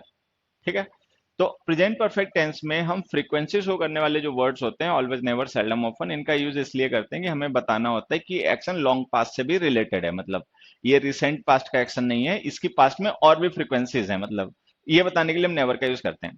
तो अगर हमने यहाँ पे नेवर लिख दिया है तो इसका मतलब हम ये बताना चाह रहे हैं कि ये प्रेजेंट परफेक्ट टेंस वाला एक्शन लॉन्ग पास्ट से रिलेट कर दिया गया। तो अगर हमने लॉन्ग पास्ट से रिलेट करने के लिए यहाँ पे नेवर यूज कर लिया तो इस बिफोर की अब जरूरत तो है नहीं, इसे रिमूव कर दो। तो इसको सिंपली ऐसे लिखो, we can trust this him as he has never told a lie. तो नेवर टोल्ड अ लाई से मतलब पता क्या हो गया कि इसने अभी हमें से रिसेंट पास्ट में भी कोई झूठ नहीं बोला है और उससे पहले पास्ट में भी कभी झूठ नहीं बोला। तो इसका मतलब ये हो गया कि रिसेंट पास्ट में हुए एक्शन को अगर हमें और बैक पास्ट से रिलेट करना पड़े तो हम ऑलवेज नेवर सेल्डम ऑफन का वहां पे यूज कर लेते हैं, ठीक है। तो अगर हमने लॉन्ग पास्ट से उसे रिलेट करने के लिए नेवर लिख दिया तो फिर बिफोर की जरूरत तो रही नहीं, तो हम बिफोर को वहां से रिमूव कर देते हैं, ठीक है। चलो फिर एक दूसरा एग्जाम्पल मैं लिखता हूं यहाँ पे। मान लो कि मैंने और एग्जाम्पल यहाँ पे लिखा बी, ठीक है। हमने लिखा we should forgive him as he has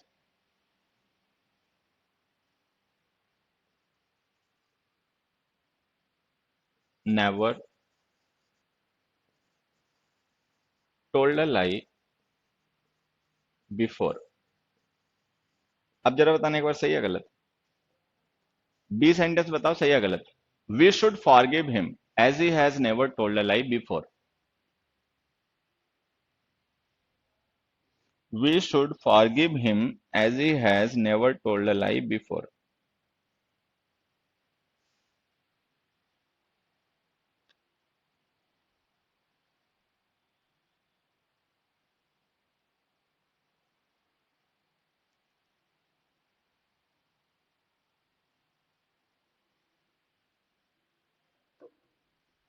had never, तुम तो ज्यादा ही आगे चले गए हो।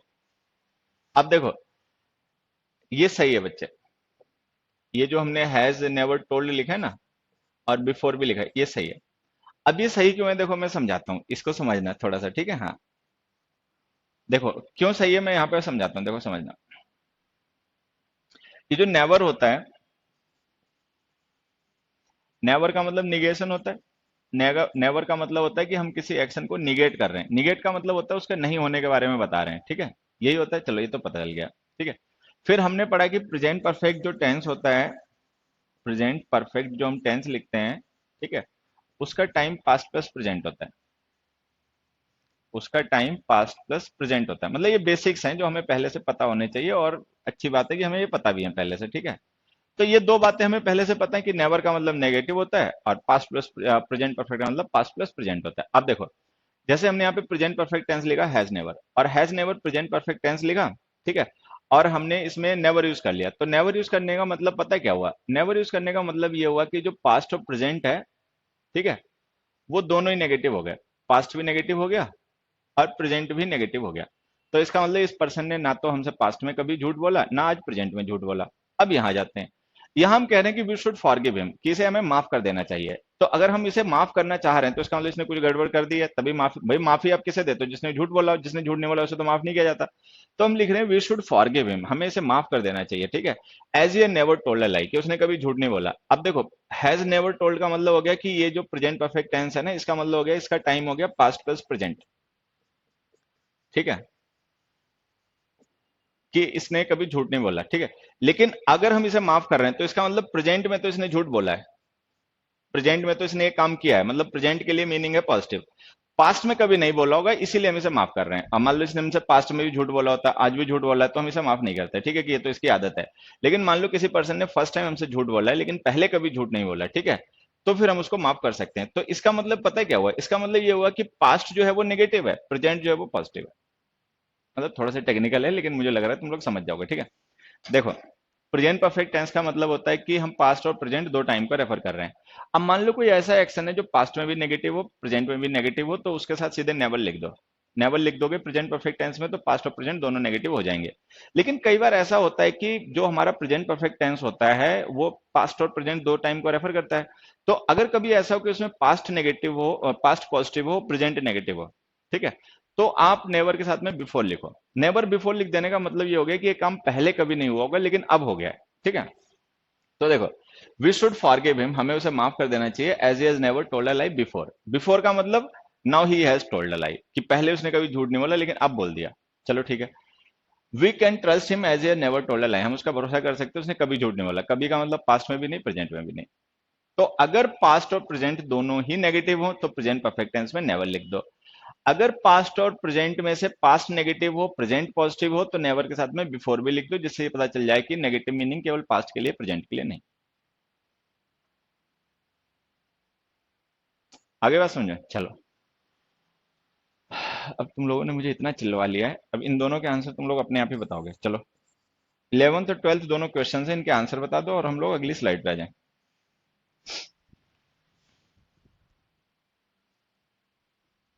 हाँ समझ गए, मुझे लग भी रहा था बेटा समझ जाओगे तुम लोग तो।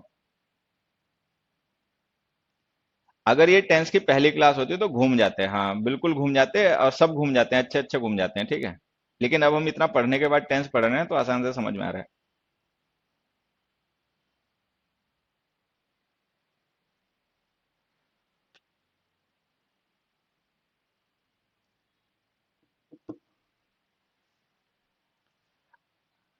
He has never been on a plane before, but he will be on one soon. My co-passenger is nervous because he has never been on a plane. अब देखो यहाँ पे समझना, हमने कहा he has never been on a plane before but he will be on one soon, कि वो जल्दी ही प्लेन में जाएगा। तो अब जाएगा तो फ्यूचर में, भाई जब भी जाएगा प्लेन में तो फ्यूचर में जाएगा, तो इसका मतलब ये हो गया कि पास्ट से लेके प्रेजेंट तक तो ये काम हुआ नहीं है। मतलब उसका प्लेन पे नहीं जाने वाला जो एक्शन है ना, वो पास्ट में भी नेगेटिव है और प्रेजेंट में भी नेगेटिव है, फ्यूचर में पॉजिटिव होगा। तो जब फ्यूचर में होगा तब देख लेंगे।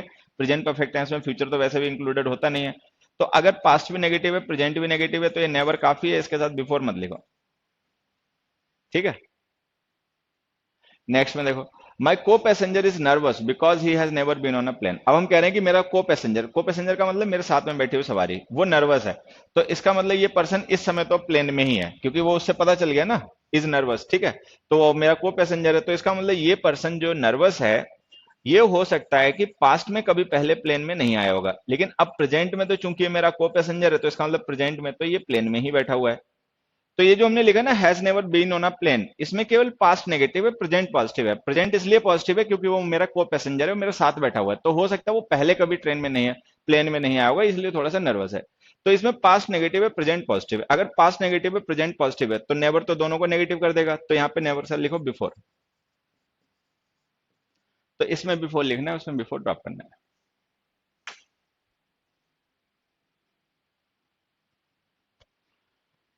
हैबिट्स को प्रेजेंट इंडेफिनिट में लिखना जरूरी नहीं होता बेटा,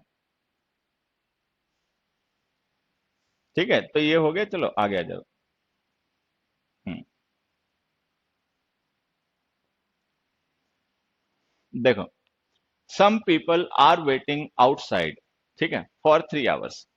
तो अगर मान लो ये सेंटेंस केवल इतना हो, some people are waiting outside, तो ये सही है। इसका मतलब ये हो जाएगा कि कुछ लोग हैं बाहर इंतजार कर रहे हैं, सही है, बात खत्म हो गई, ठीक है। लेकिन अगर हम फॉर 3 आवर्स लिख देंगे, तो फॉर 3 आवर्स का मतलब पता क्या है? फॉर 3 आवर्स का मतलब ये है कि एक्शन 3 घंटे के लिए तो हो गया, 3 घंटे के लिए तो ये कंप्लीट है। मतलब फॉर 3 आवर्स का मतलब 3 घंटे तो काम हो ही चुका है, तो 3 घंटे जो है ना वो है कंप्लीशन के, ठीक है। लेकिन अगर कॉन्टिन्यूअस टेंस लिख रहे हैं तो इसका मतलब काम चल अभी भी रहा है, ये अभी भी इफेक्टिव, तो इसमें मतलब इनकम्प्लीशन भी है।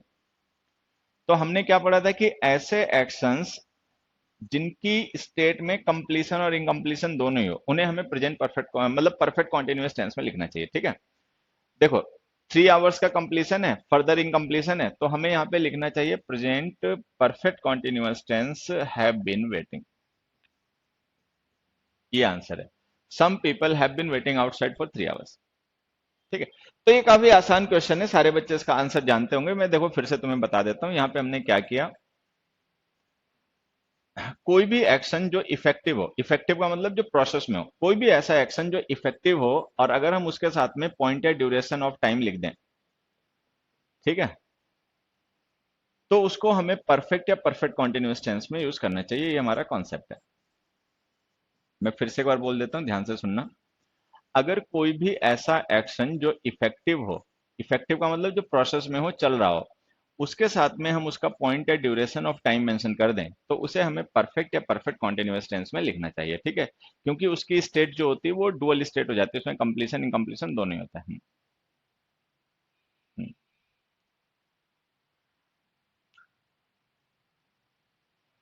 हार्ड कॉन्सेप्ट को सही तरीके से सिखाने का कोई तरीका मेरे से सीखे? हाँ सीखो, अच्छी बात है, ठीक है। हरिओम। तो देखो, यहाँ पे हमने ड्यूरेशन फॉर 3 आवर्स लिख रखी थी, तो हमने हैव बीन वेटिंग लिख दिया। अब यहाँ पे आ जाते हैं, Mohan dash TV for 2 hours, ठीक है, ये हमने लिख दिया। ऑप्शन दे दिए, has been watching, has watched, watched और इज वॉचिंग। तो यहाँ पे एक चीज समझना है, ये जो इज वॉचिंग है ना, ये तो हो गया गलत, कॉन्टिन्यूअस टेंस तो आप लिख नहीं पाओगे, ठीक है। Has watched, has been watching और वॉच्ड, ये तीन ऑप्शन हमारे पास बच गया। इनमें से अगर हम पास्ट के एक्शन के बारे में बात कर रहे हैं, मान लो इस पर्सन ने पास्ट में टीवी देखी 2 घंटे, तो आंसर हो जाएगा वॉच्ड। तो हम वॉच लिख सकते हैं, तो Mohan watched TV for 2 hours, ठीक है। लेकिन अगर मान लो वो पर्सन अभी भी टीवी देख रहा हो, टीवी देखने वाला काम उसका इस समय भी चल रहा हो, तो फिर हम लिखेंगे has been watching, Mohan has been watching for 2 hours. तो अब समझ लेना, हम पास्ट इंडेफिनिट टेंस के साथ भी ड्यूरेशन लिख सकते हैं, लेकिन तब डिफरेंस क्या होता है ये समझना। पास्ट इंडेफिनिट टेंस में जो हम ड्यूरेशन लिखते हैं ना, तो वो एक्शन की डेडिकेटेड ड्यूरेशन होती है, और वो एक्शन उतनी ही ड्यूरेशन तक हुआ होता है, उसके बाद में नहीं। लेकिन जब हम परफेक्ट या परफेक्ट कॉन्टिन्यूअस टेंस लिखते हैं, तो वो एक्शन उतनी ड्यूरेशन हो चुका होता है, लेकिन वो उसके बाद भी इफेक्टिव होता है। तो मान लो कोई पर्सन 2 घंटे टीवी देख चुका है और अभी भी टीवी देख रहा है, तो इसका मतलब उसका एक्शन अभी भी इफेक्टिव है, प्रोसेस में चल रहा है, तो हम लिखेंगे ये हैज बिन वॉचिंग। लेकिन अगर किसी एक्शन ने पास्ट में 2 घंटे मूवी देखी फिर उसके बाद छोड़ दी टीवी देखना, तो हम लिख देंगे वॉच्ड, ठीक है। अच्छा, फिर एक ऑप्शन बच गया हैज वॉच्ड, इसे क्या हम सही माने या गलत माने? तो फिलहाल में ये भी गलत है। ये क्यों गलत है भी वो धीरे धीरे मैं समझाऊंगा, तो सारी चीजें तुम्हें समझ में आ जाएंगी, ठीक है। चलो खैर, अब मैं बताना शुरू करता हूँ ये हो क्या रहा है यहाँ पे। देखो, अगर किसी एक्शन के साथ में, कोई भी एक्शन है, मान लो कोई भी एक्शन हो, उसके साथ में उसका ड्यूरेशन ऑफ टाइम लिखा हो। ड्यूरेशन ऑफ टाइम का मतलब समझ रहे हैं, फॉर 3 इयर्स, फॉर 2 इयर्स वगैरह वगैरह, तो हम उसे एक तो इंडेफिनिट टेंस में लिख सकते हैं, ठीक है। दूसरा हम उसे परफेक्ट टेंस में लिख सकते हैं, और तीसरा हम उसे परफेक्ट कॉन्टिन्यूअस टेंस में भी लिख सकते हैं,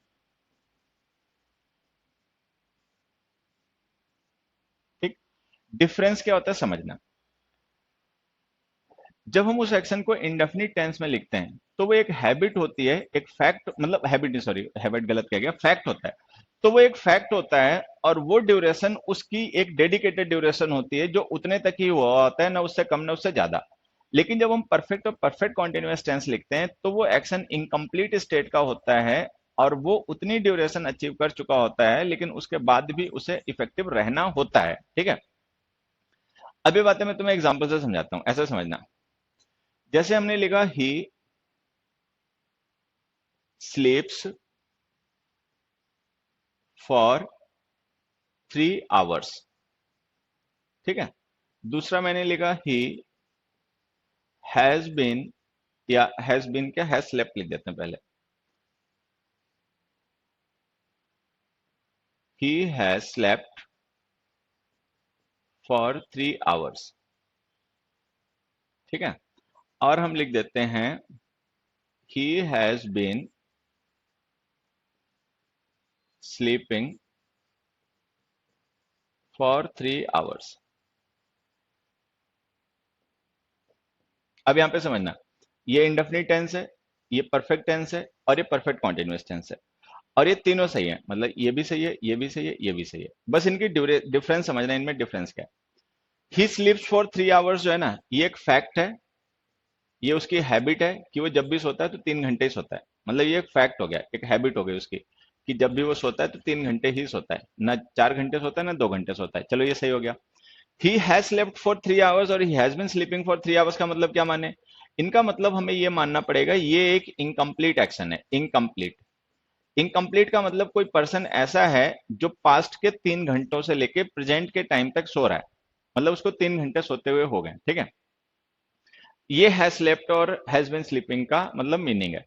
तो अगर हम हैज स्लेप्ट लिख रहे हैं और हैज बिन स्लीपिंग लिख रहे हैं, ठीक है, तो इसका मतलब ये है, क्या होता है प्रेजेंट परफेक्ट का गोल्डन रूल? उल्लू हो क्या तुम? किसी चंपू आदमी ने तुमसे कह दिया कि गोल्डन रूल होता है, कोई गोल्डन गोल्डन रूल नहीं होता, उल्लू हो क्या? गोल्डन सिल्वरी ये कोई रूल नहीं होते बेटा, ठीक है। हाँ, पर अब पहले जो बता रहा हूँ उसको सुनो, फिर वो जब सिंस की बात करेंगे तब अपना पूछना। तो अगर हम प्रेजेंट परफेक्ट टेंस लिख रहे हैं और प्रेजेंट परफेक्ट कॉन्टिन्यूअस टेंस लिख रहे हैं ड्यूरेशन के साथ में, तो इसका मतलब वो एक्शन उतनी ड्यूरेशन हो चुका है बट अभी भी इफेक्टिव है, और वो उस ड्यूरेशन से आगे भी जाएगा। प्रेजेंट परफेक्ट और प्रेजेंट परफेक्ट कॉन्टिन्यूअस टेंस का मतलब ये होता है। लेकिन जब हम इंडेफिनिट टेंस लिख देते हैं ड्यूरेशन के साथ में, तो इसका मतलब ये हो जाता है कि वो एक्शन डेडिकेटली इतनी ही ड्यूरेशन के लिए इफेक्टिव है, ना इससे कम ना इससे ज्यादा। मतलब अगर हमने लिख दिया ही स्लीप्स फॉर 6 आवर्स, तो इसका मतलब वो 6 घंटे सोता है, ना कम ना ज्यादा, ठीक है। लेकिन अगर हम he has slept for 6 hours या he has been sleeping for 6 hours लिख देंगे, तो इसका मतलब ये पर्सन 6 घंटे से सो रहा है, और अभी हो सकता है आधा घंटा, 1 घंटा या 2 घंटे और भी सोए।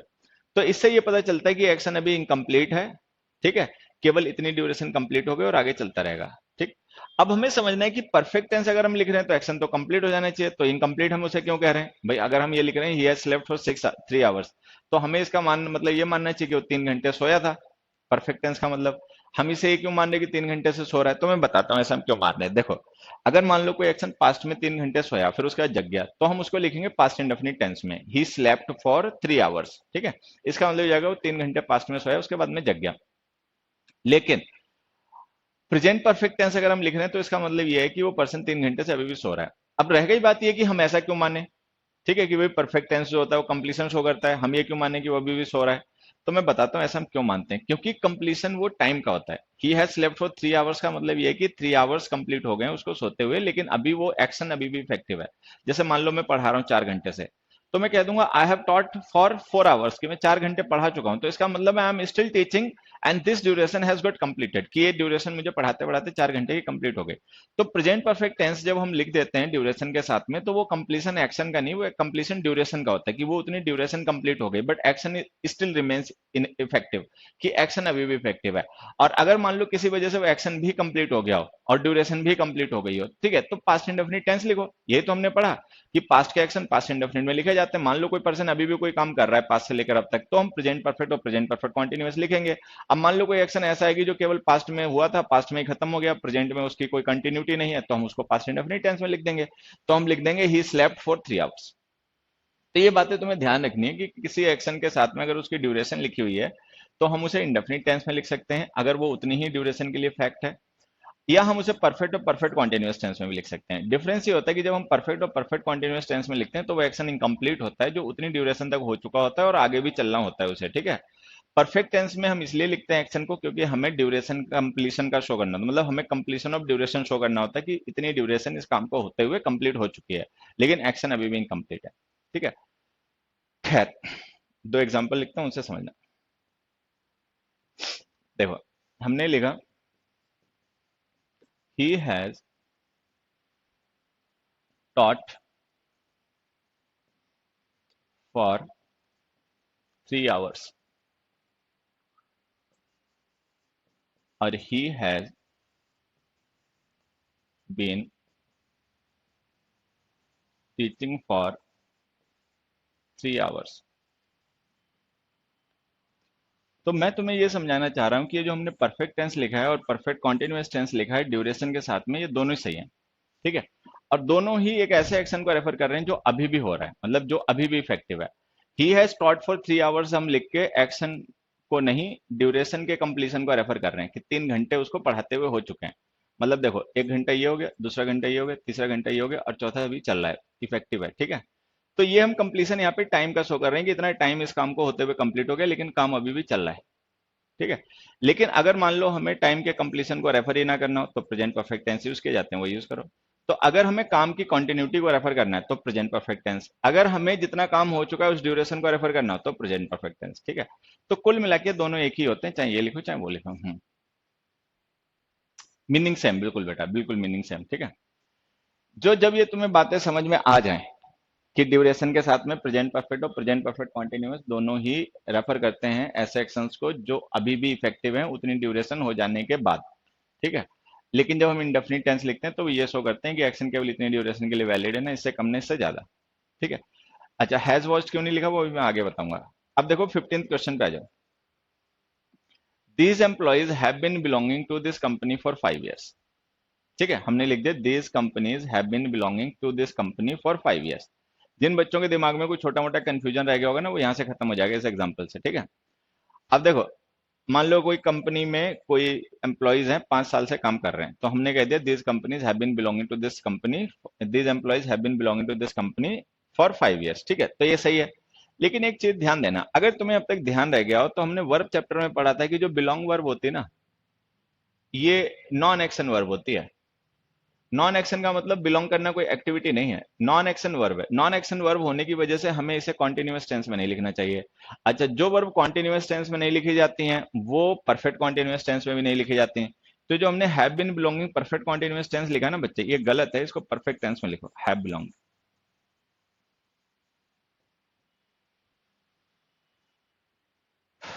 तो इसको हमें लिखना पड़ेगा, these employees have belonged to this company for 5 years।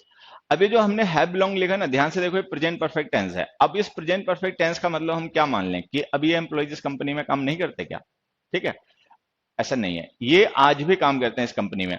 तो हमें ये समझना है कि ये जो लोग हैं, this employees have belong to this company for 5 years, ये आज भी इसी कंपनी में काम करते हैं। तो परफेक्ट टेंस लिखने का मतलब ये नहीं कि एक्शन काम बंद कर दिया इन लोगों ने इस कंपनी में काम करना।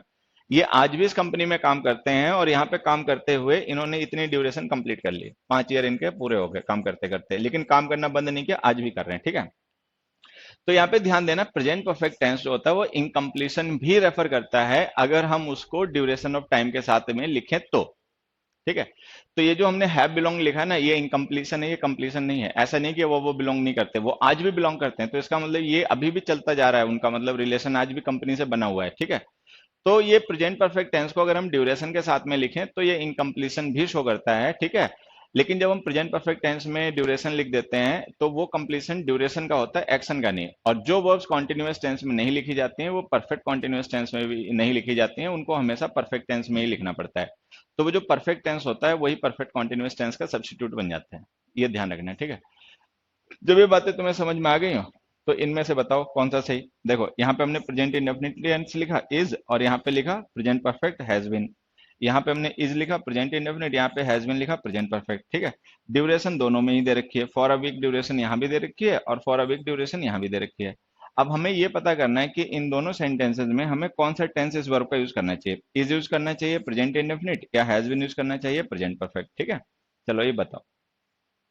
मान लो ये हो गया तुम्हारा क्वेश्चन ए और ये हो गया क्वेश्चन बी। ए में कौन सा टेंस यूज करें, बी में कौन सा टेंस यूज करें, ये बताओ।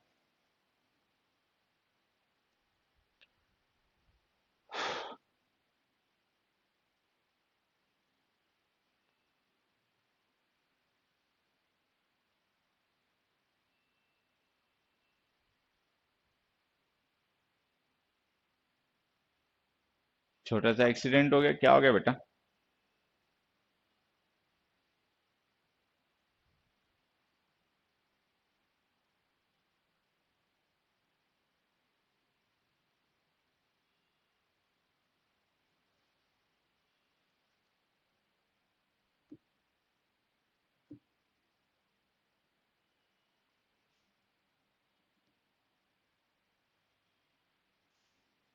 अब देखो यहां पे समझना, अगर हम he is ill for a week लिख देंगे, इंडेफिनिट टेंस लिखेंगे, तो हमने पढ़ा था जब हम इंडेफिनिट टेंस लिखते हैं ड्यूरेशन के साथ में तो इसका मतलब होता है कि वो एक्शन केवल उतनी ड्यूरेशन के लिए इफेक्टिव है, ना उससे कम ना उससे ज्यादा। ठीक है, तो अगर हम ये लिख देंगे he is ill for a week, तो इसका मतलब ये पर्सन एक हफ्ते के लिए बीमार है, तो इसका मतलब ये कि एक हफ्ते बाद ये ठीक हो जाएगा। लेकिन एक चीज समझो, किसी पर्सन को ये नहीं पता होता कि जो बीमार है वो कब ठीक होगा। जो बीमार है वो एक दिन में भी ठीक हो सकता है, एक महीने में भी ठीक नहीं हो सकता। तो ये जो इज है ना इंडेफिनिट टेंस, ये गलत है। ठीक है, केवल हैज बीन सही है। तो अगर हम लिख देंगे ना he has been ill for a week, तो इसका मतलब ये हो जाएगा कि उसको बीमार हुए एक हफ्ता हो गया है और आगे कब ठीक होगा वो बाद में पता चलेगा। मतलब ठीक अभी नहीं हुआ, बीमार अभी भी है, लेकिन एक हफ्ते का कंप्लीशन हो गया, ड्यूरेशन कंप्लीट हो गई एक हफ्ते की। ठीक है, तो यहाँ पे हम इंडेफिनिट टेंस नहीं लिख सकते, क्योंकि इंडेफिनिट टेंस का मतलब ये हो जाएगा कि वो पर्सन एक हफ्ते के लिए बीमार है और एक हफ्ता पूरा होने पे ठीक हो जाएगा, जो कि हमें पता है ऐसा नहीं हो सकता, क्योंकि कोई भी पर्सन जो बीमार है हम उसका नहीं बता सकते वो कब ठीक होगा। ठीक है, इसमें आते हैं, हमने लिखा he is absent for a week, ये लो सही हो गया। ये क्यों सही हो गया? क्योंकि अगर हम इंडेफिनिट टेंस का ड्यूरेशन लिखेंगे ना तो इसका मतलब फैक्ट है, तो he is absent for a week का मतलब ये होगा कि वो एक हफ्ते के लिए एब्सेंट है। अब हम कैसे बता सकते हैं कि एक हफ्ते के लिए एब्सेंट है? बिल्कुल बता सकते हैं। मान लो वो हमसे ही छुट्टी मांग के गया है, एक हफ्ते का हम ही से परमिशन लेके गया है, या मान लो हमारा दोस्त है हमें बता के गया कि एक हफ्ते के लिए बाहर जा रहे हैं, एक हफ्ते बाद वापस आएंगे। तो ये जो हमने लिखा ना he is absent for a week, ये ठीक हो जाएगा, क्योंकि हम इसे फैक्ट मान सकते हैं कि भाई एक हफ्ते के लिए वो एब्सेंट है। लेकिन उसे नहीं बता सकते कि जो पर्सन बीमार है वो एक हफ्ते के लिए बीमार है। ठीक है, क्योंकि जो बीमार है वो कभी भी ठीक हो सकता है, हम उसको प्रिडिक्ट नहीं कर सकते टाइम को। ठीक है, अच्छा, अगर हम लिख दें he has been absent for a week, तो ये लो ये भी सही हो जाएगा। जब हम he has been absent for a week लिख देंगे तो इसका मतलब ये हो जाएगा कि एक हफ्ते से absent है, मतलब एक हफ्ता हो गया उसको absent हुए, और वो आज भी absent है, कब आएगा वो हमें पता नहीं है, ठीक है। तो ये जो हम परफेक्ट टेंस लिख रहे हैं ना, जैसे हमने हैज बीन लिखा है या यहाँ पे हमने परफेक्ट टेंस हैज बीन लिखा है, तो ये इनकम्प्लीशन शो कर रहे हैं। ही हैज बीन इल का मतलब ये नहीं कि वो ठीक हो गया, इसका मतलब वो अभी भी बीमार है, ठीक है। He has been absent for a week का मतलब ये नहीं कि वो वापस आ गया, इसका मतलब वो अभी भी एब्सेंट है। तो परफेक्ट टेंसेस को जब हम ड्यूरेशन के साथ में लिखते हैं तो वो इनकम्प्लीशन भी शो करते हैं, ये ध्यान रखना, ठीक है। और इंडेफिनिट टेंस के साथ भी हम एक्शंस को लिख सकते हैं, मतलब इंडेफिनिट टेंसेस के साथ भी हम ड्यूरेशन को लिख सकते हैं, लेकिन तब वो एक्शन केवल उतनी ही ड्यूरेशन के लिए वैलिड होता है, ना उससे कम ना उससे ज्यादा, ये ध्यान रखना, ठीक है। चलो, 17th एग्जाम्पल है, बताओ सही है गलत। पढ़ो समझो और उसके बाद आंसर करो।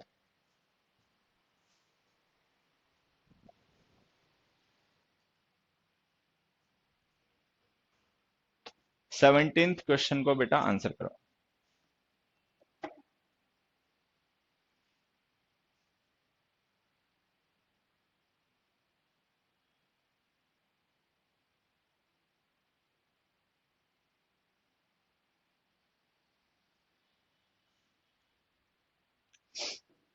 देखो, अगर ये सेंटेंस केवल इतना हो, we have this car for 2 years, एक मिनट, अगर ये सेंटेंस केवल इतना हो, ठीक है, पहले तो मैं एक चीज तुम्हें समझाता हूँ, पहले एक चीज और समझना।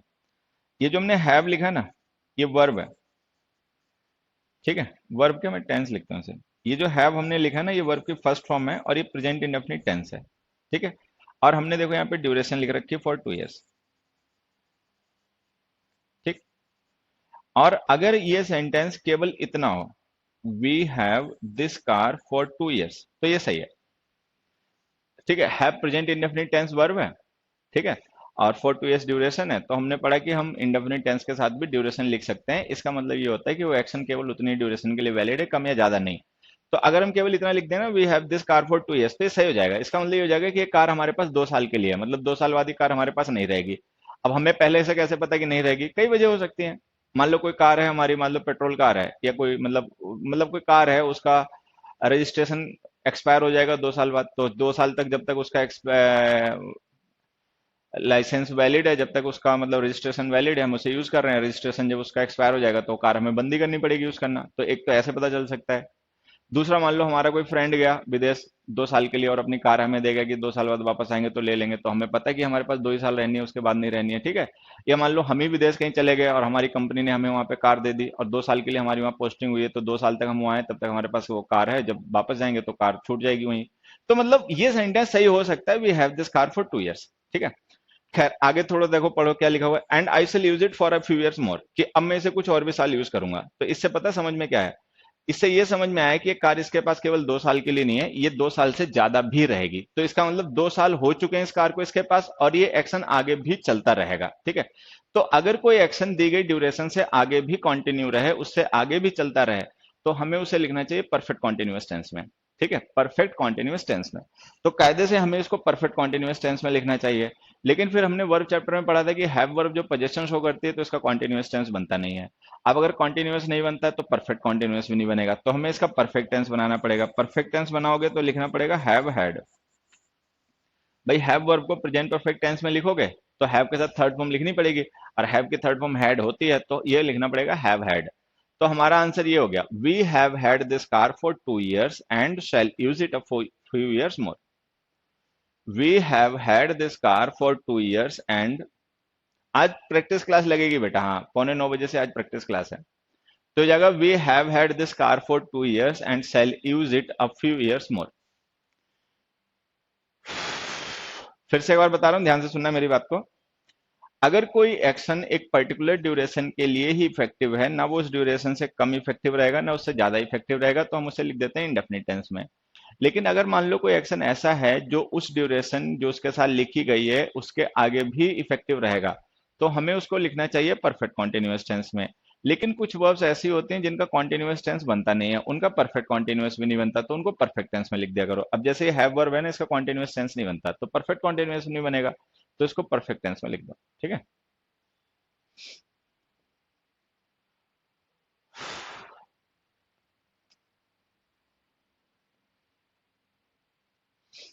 चलो इसका आंसर बताओगे? These people dash at the bus stop since this morning.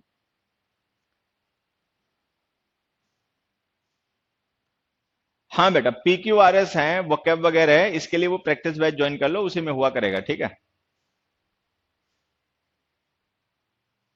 पिछली क्लास में PQRS ही करवाया था ना। आज तो खैर उसमें ग्रामर के क्वेश्चन डिस्कस करेंगे। आज तो उसमें प्रैक्टिस क्लास में ग्रामर क्वेश्चन डिस्कस करेंगे। पिछली क्लास में PQRS हुआ था। प्रैक्टिस के लिए वही बैच अच्छा है, उसको अपना ज्वाइन कर लो।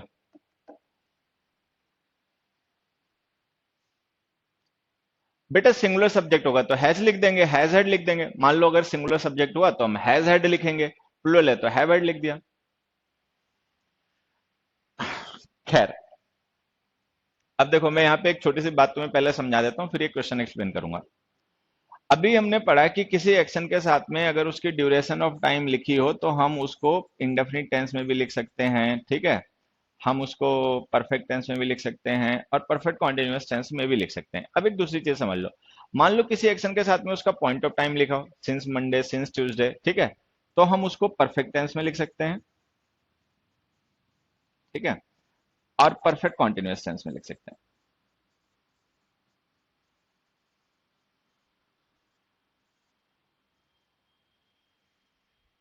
ठीक। तो अगर किसी एक्शन के साथ में उसकी ड्यूरेशन लिखी हुई है तो हम उस एक्शन को इंडेफिनिट टेंस में लिख सकते हैं, अगर वो उतनी ही ड्यूरेशन के लिए फैक्ट हो, ठीक है। परफेक्ट टेंस में, परफेक्ट कॉन्टिन्यूअस टेंस में लिख सकते हैं अगर वो उस ड्यूरेशन से आगे भी कंटिन्यू रहे तो, ठीक। लेकिन अगर किसी एक्शन के साथ में उसका पॉइंट ऑफ टाइम लिखा हो, ठीक है, सिंस के साथ, तो हम उसे या तो परफेक्ट टेंस में लिखेंगे या परफेक्ट कॉन्टिन्यूअस टेंस में लिखेंगे, ठीक है। अच्छा, परफेक्ट टेंस में कब लिखेंगे, परफेक्ट कॉन्टिन्यूअस टेंस में कब लिखेंगे, समझ लेना। परफेक्ट टेंस में हम उसे तब लिखेंगे जब या तो वो नॉन एक्शन वर्ब हो, या तो कोई ऐसी वर्ब हो जिसका कॉन्टिन्यूअस और परफेक्ट कॉन्टिन्यूअस टेंस बनता ही ना हो, तो हम परफेक्ट टेंस में ही लिखेंगे, चाहे फॉर लिखा हो चाहे उसके साथ सिंस लिखा हो, ठीक है। दूसरा, हम परफेक्ट टेंस तब लिखेंगे जब उसका रिजल्ट मेंशन कर रखा हो। मान लो कोई एक्शन है, ठीक है, उसका रिजल्ट मेंशन, रिजल्ट का मतलब क्या, अभी मैं समझा दूंगा। तो अगर मान लो किसी एक्शन का रिजल्ट मेंशन है, मान लो कोई एक्शन हो रहा है और होते होते उसने कितना रिजल्ट अचीव कर लिया, अगर हमें ये बताना हो, ठीक है, तो हम उसको परफेक्ट टेंस में लिखेंगे, फिर चाहे उसके साथ सिंस लिखा हो चाहे फॉर लिखा हो, ठीक है।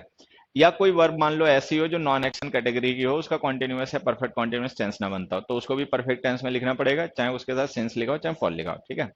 लेकिन अदरवाइज अगर ऐसा ना हो, मान लो नॉन एक्शन वर्ब ना हो, एक्शन वर्ब हो, ठीक है, और रिजल्ट मेंशन ना हो, तो सिंस के साथ हमेशा परफेक्ट कॉन्टिन्यूअस टेंस लिखना।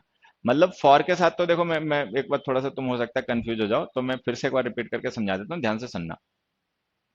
अगर किसी एक्शन के साथ में उसका ड्यूरेशन ऑफ टाइम लिखा हुआ है तो हम उसको इंडेफिनिट टेंस में लिख सकते हैं, अगर वो एक्शन केवल उतनी ही ड्यूरेशन के लिए वैलिड है, ना उससे कम ना उससे ज्यादा, ठीक है। लेकिन सिंस के साथ में हम इंडेफिनिट टेंस नहीं यूज कर सकते, एक चीज। दूसरी बात, फॉर के साथ में हम परफेक्ट टेंस और परफेक्ट कॉन्टिन्यूअस टेंसेस भी यूज कर सकते हैं इंडेफिनिट के अलावा, ठीक है। परफेक्ट और परफेक्ट कॉन्टिन्यूअस टेंस हम सेंस के साथ यूज कर सकते हैं। अब होता क्या है, परफेक्ट टेंस यूज करना कंपलसरी हो जाता है हमारे लिए तब जब या तो वो एक्शन नॉन एक्शन कैटेगरी का हो, या तो वर्ब नॉन एक्शन हो, ठीक है, या उस एक्शन का रिजल्ट मेंशन हो। रिजल्ट का मतलब होता है हाउ मच या हाउ मेनी का रिप्लाई। तो अगर किसी एक्शन का रिजल्ट मेंशन है साथ में, या कोई वर्ब नॉन एक्शन कैटेगरी की है, तो उसके साथ में हमें परफेक्ट टेंस ही लिखना पड़ेगा, चाहे फॉर लिखा हो चाहे सेंस लिखा हो। अदरवाइज, अदरवाइज का मतलब है कि अगर मान लो हमारी वर्ब एक्शन कैटेगरी की हो और उसके साथ रिजल्ट उसका लिखा ना हो, तो आप फॉर के साथ में कुछ भी लिख सकते हो, परफेक्ट भी परफेक्ट कॉन्टिन्यूअस भी, लेकिन सिंस के साथ केवल परफेक्ट कॉन्टिन्यूअस लिखना, फिर परफेक्ट टेंस नहीं लिखा जाएगा। अब ये सारी बातें मैं एग्जांपल्स की मदद से समझाता हूँ, देखो। These people dash at the bus stop since the morning, since the morning का मतलब हमने पॉइंट ऑफ टाइम लिख दिया, तो परफेक्ट इंडेफिनिट टेंस तो आएगा नहीं, ऐसे ही गलत हो गया, ठीक है। कॉन्टिन्यूअस टेंस आएगा नहीं, ये भी कॉन्टिन्यूअस टेंस तो खैर फॉर के साथ भी नहीं आता, तो ये दोनों तो गलत हो गए। अब या तो हम हैव वेटेड लिखें या हैव बीन वेटिंग लिखें। तो हमने पढ़ा कि परफेक्ट टेंस हम सिंस के साथ तब लिखते हैं जब या तो रिजल्ट मेंशन हो एक्शन का, रिजल्ट का मतलब होता है हाउ मच या हाउ मेनी का रिप्लाई। तो जैसे हमने लिखा these people have waited, how much have waited, how many have waited, तो हाउ मच हाउ मेनी का रिजल्ट तो लिखा नहीं है, तो परफेक्ट टेंस आएगा नहीं, ठीक है। अच्छा, दूसरा, हम परफेक्ट टेंस तब भी लिख सकते हैं सिंस के साथ में जब वर्ब नॉन एक्शन कैटेगरी की हो, जिसका कॉन्टिन्यूअस टेंस ना बनता हो। लेकिन वेट का तो कॉन्टिन्यूअस टेंस बन जाता है, तो अगर इसका कॉन्टिन्यूअस टेंस बन जाता है, रिजल्ट मेंशन है नहीं, तो ये परफेक्ट टेंस गलत हो जाएगा और ये सही जाएगा। तो हमें लिखना पड़ेगा यहाँ पे these people have been waiting since this morning, खैर, अब एक दूसरा एग्जांपल समझना। मान लो इस सेंटेंस को मैं थोड़ा सा चेंज करके ऐसे लिख दूं, these people dash at the bus stop for 3 hours.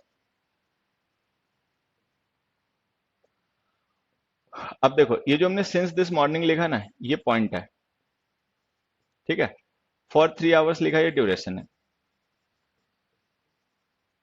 ठीक।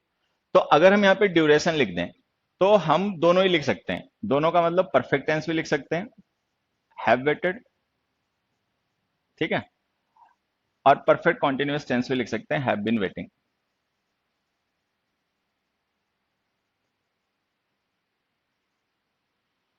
तो अगर हम फॉर 3 आवर्स ड्यूरेशन लिख दें, तो हम यहाँ पे परफेक्ट टेंस भी लिख सकते हैं, हैव वेटेड, और परफेक्ट कॉन्टिन्यूअस टेंस भी लिख सकते हैं। दोनों में कोई डिफरेंस नहीं होगा, जो चाहे लिख दो। लेकिन सिंस के साथ में केवल परफेक्ट कॉन्टिन्यूअस टेंस ही लिख पाएंगे, हैव बीन वेटिंग ही लिख पाएंगे, हैव वेटेड नहीं लिख पाएंगे।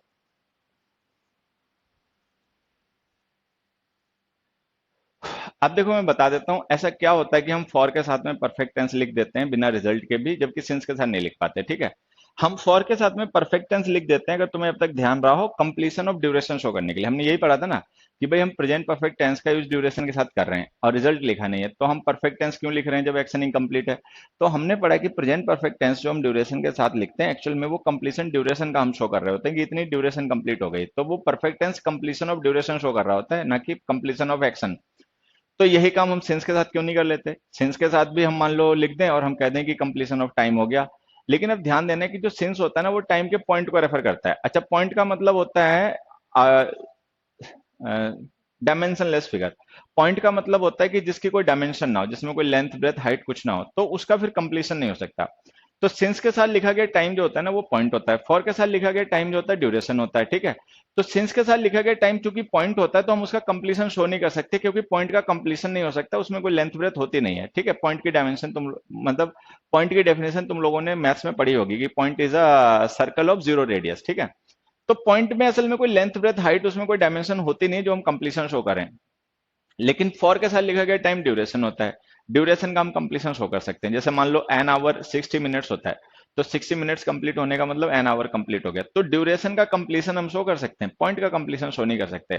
तो सिंस के साथ में हम परफेक्ट टेंस बिना रिजल्ट के या बिना नॉन एक्शन वर्ब के नहीं लिख सकते। अच्छा, फॉर के साथ में रिजल्ट दिया होगा, नॉन एक्शन वर्ब होगी, तब तो परफेक्ट टेंस लिखना ही पड़ेगा कंपल्सरली। अदरवाइज हम उसके साथ परफेक्ट टेंस केवल ड्यूरेशन ऑफ टाइम शो करने के लिए भी यूज कर सकते हैं, ठीक है। ये ध्यान रखना सारी बातें। प्रैक्टिस बैच 8:45 से बच्चे। एनकॉम प्रैक्टिस बैच है तो सही ऐप पे, तुम लोगों ने आज तक उसे देखा ही नहीं क्या? हाँ, ठीक है। हरिओम। चलो नेक्स्ट मेजर, 19th क्वेश्चन।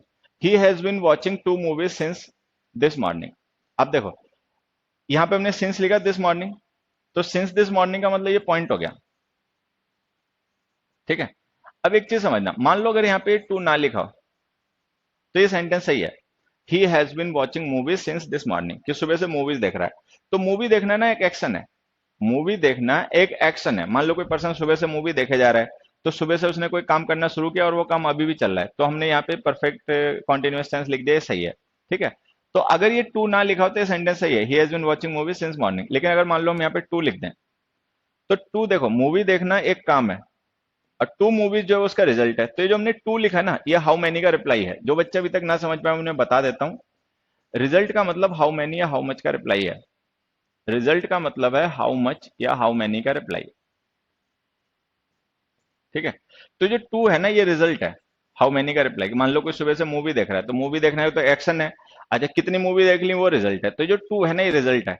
अब हमें पता है कि किसी भी एक्शन का जो रिजल्ट होता है ना, वो हमेशा उसके कंप्लीशन पे आता है, उसके कंप्लीशन पे रिजल्ट आता है। तो अगर रिजल्ट कंप्लीशन पे आता है और फिर हमें पता है कि कंप्लीशन शो करने के लिए वर्ब की परफेक्ट फॉर्म यूज करनी पड़ती है। परफेक्ट फॉर्म होती है हैव प्लस थर्ड फॉर्म, तो यहाँ पे लिखना पड़ेगा हैज वॉच्ड। तो अगर ये टू यहाँ पे नहीं लिखा होता, ठीक है, तो वो सही था, हैज बिन वॉचिंग। लेकिन टू लिख देने से रिजल्ट आ गया और रिजल्ट लिख देने से हमें परफेक्ट टेंस लिखना पड़ेगा हैज वॉच्ड।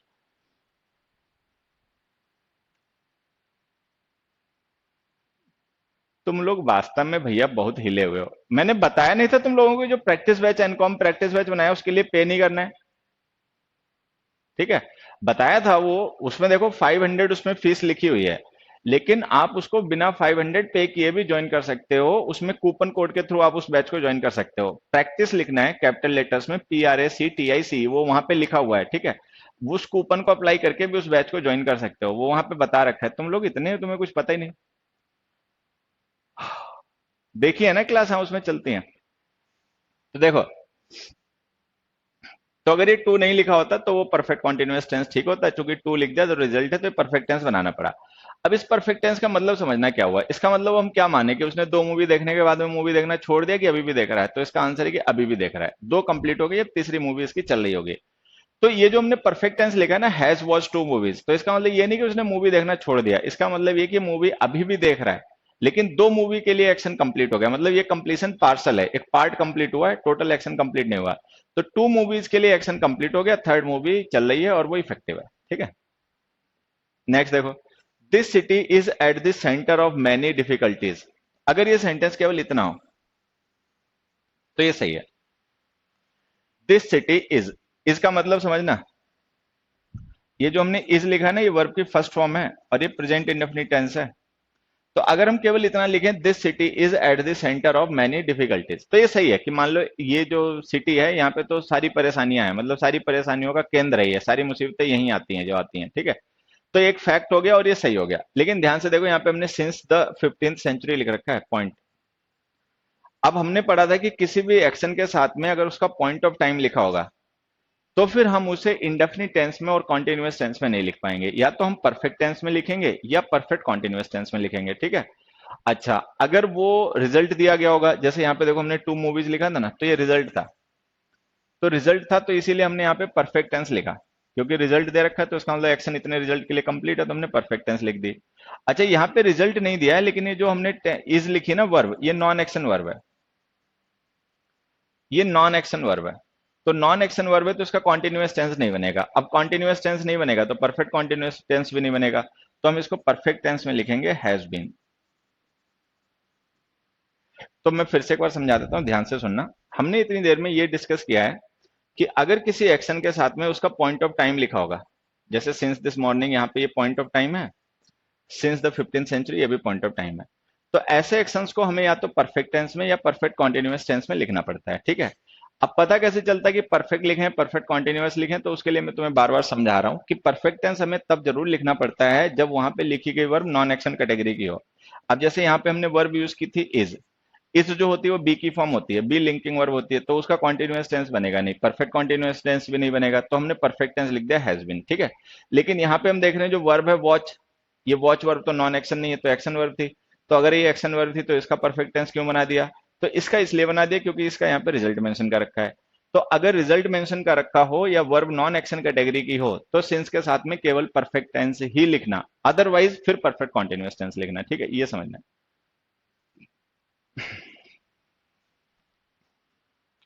21st का आंसर था।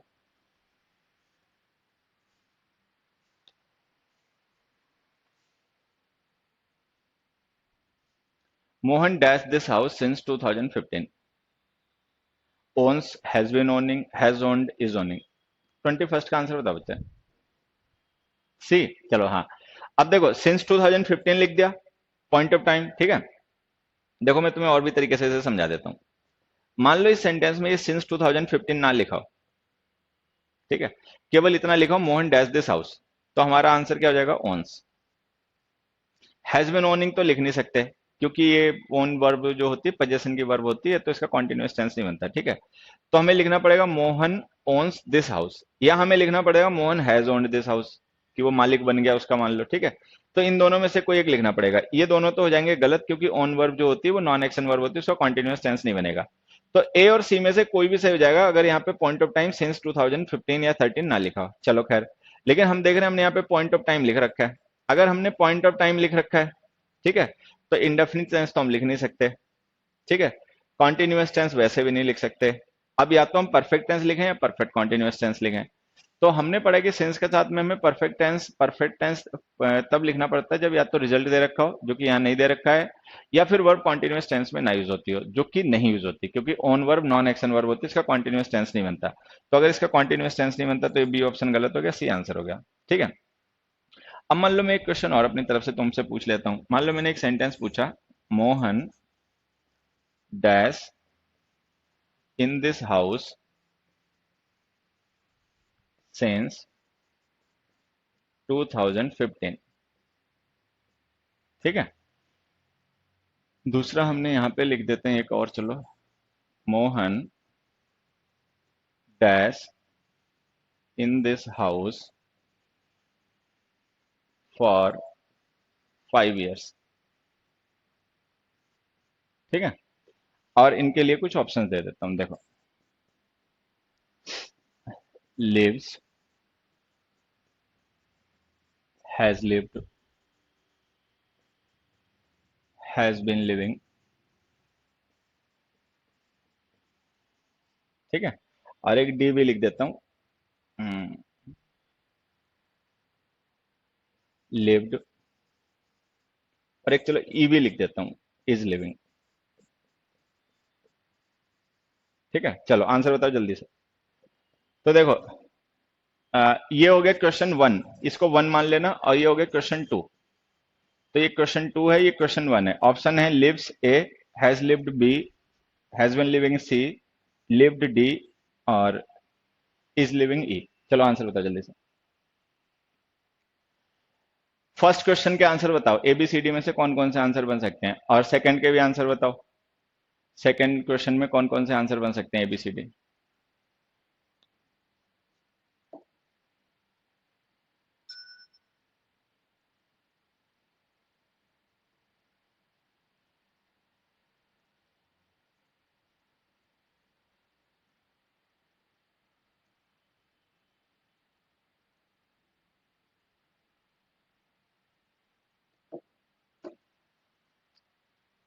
देखो, यहां पे हमने लिख रखा फॉर 5 years ड्यूरेशन।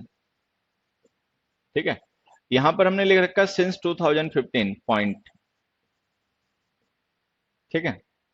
अब एक चीज समझना, ठीक, इज लिविंग तो आना नहीं है, कॉन्टिन्यूअस टेंस तो ना हम फॉर के साथ लिख सकते हैं, ना हम इसके क्या नाम ड्यूरेशन के साथ लिख सकते हैं। तो कॉन्टिन्यूअस टेंस जो ई है ना, वो तो गलत है, ई किसी में नहीं आएगा, वो हटा दो।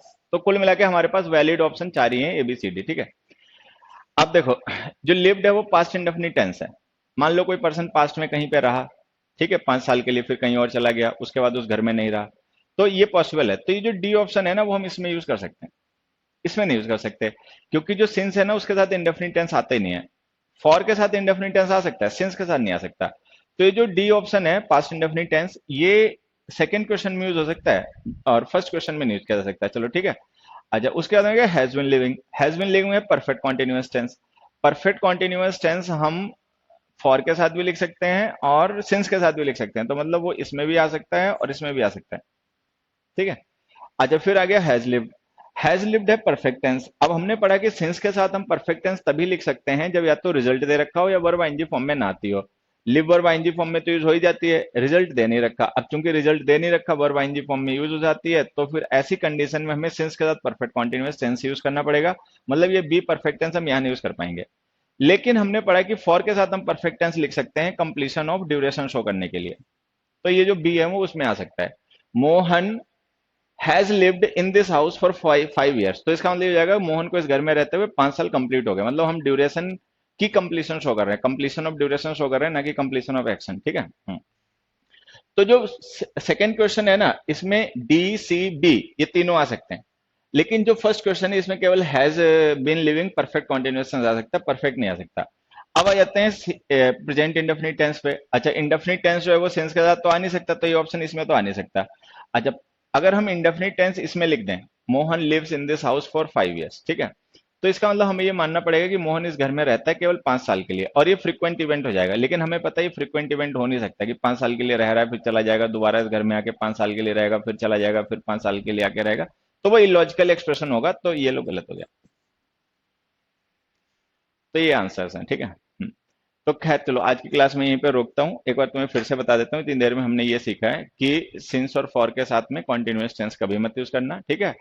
और सिंस के साथ में इंडेफिनिट टेंस भी कभी मत यूज करना। सिंस के साथ केवल परफेक्ट या परफेक्ट कॉन्टिन्यूअस टेंस लिखना। अगर रिजल्ट दे रखा हो हाउ मच या हाउ मेनी का रिप्लाई, तो परफेक्ट टेंस लिखना। अगर नॉन एक्शन वर्ब हो तो परफेक्ट टेंस लिखना। अदरवाइज सिंस के साथ हमेशा परफेक्ट कॉन्टिन्यूअस टेंस का यूज करना, ठीक है।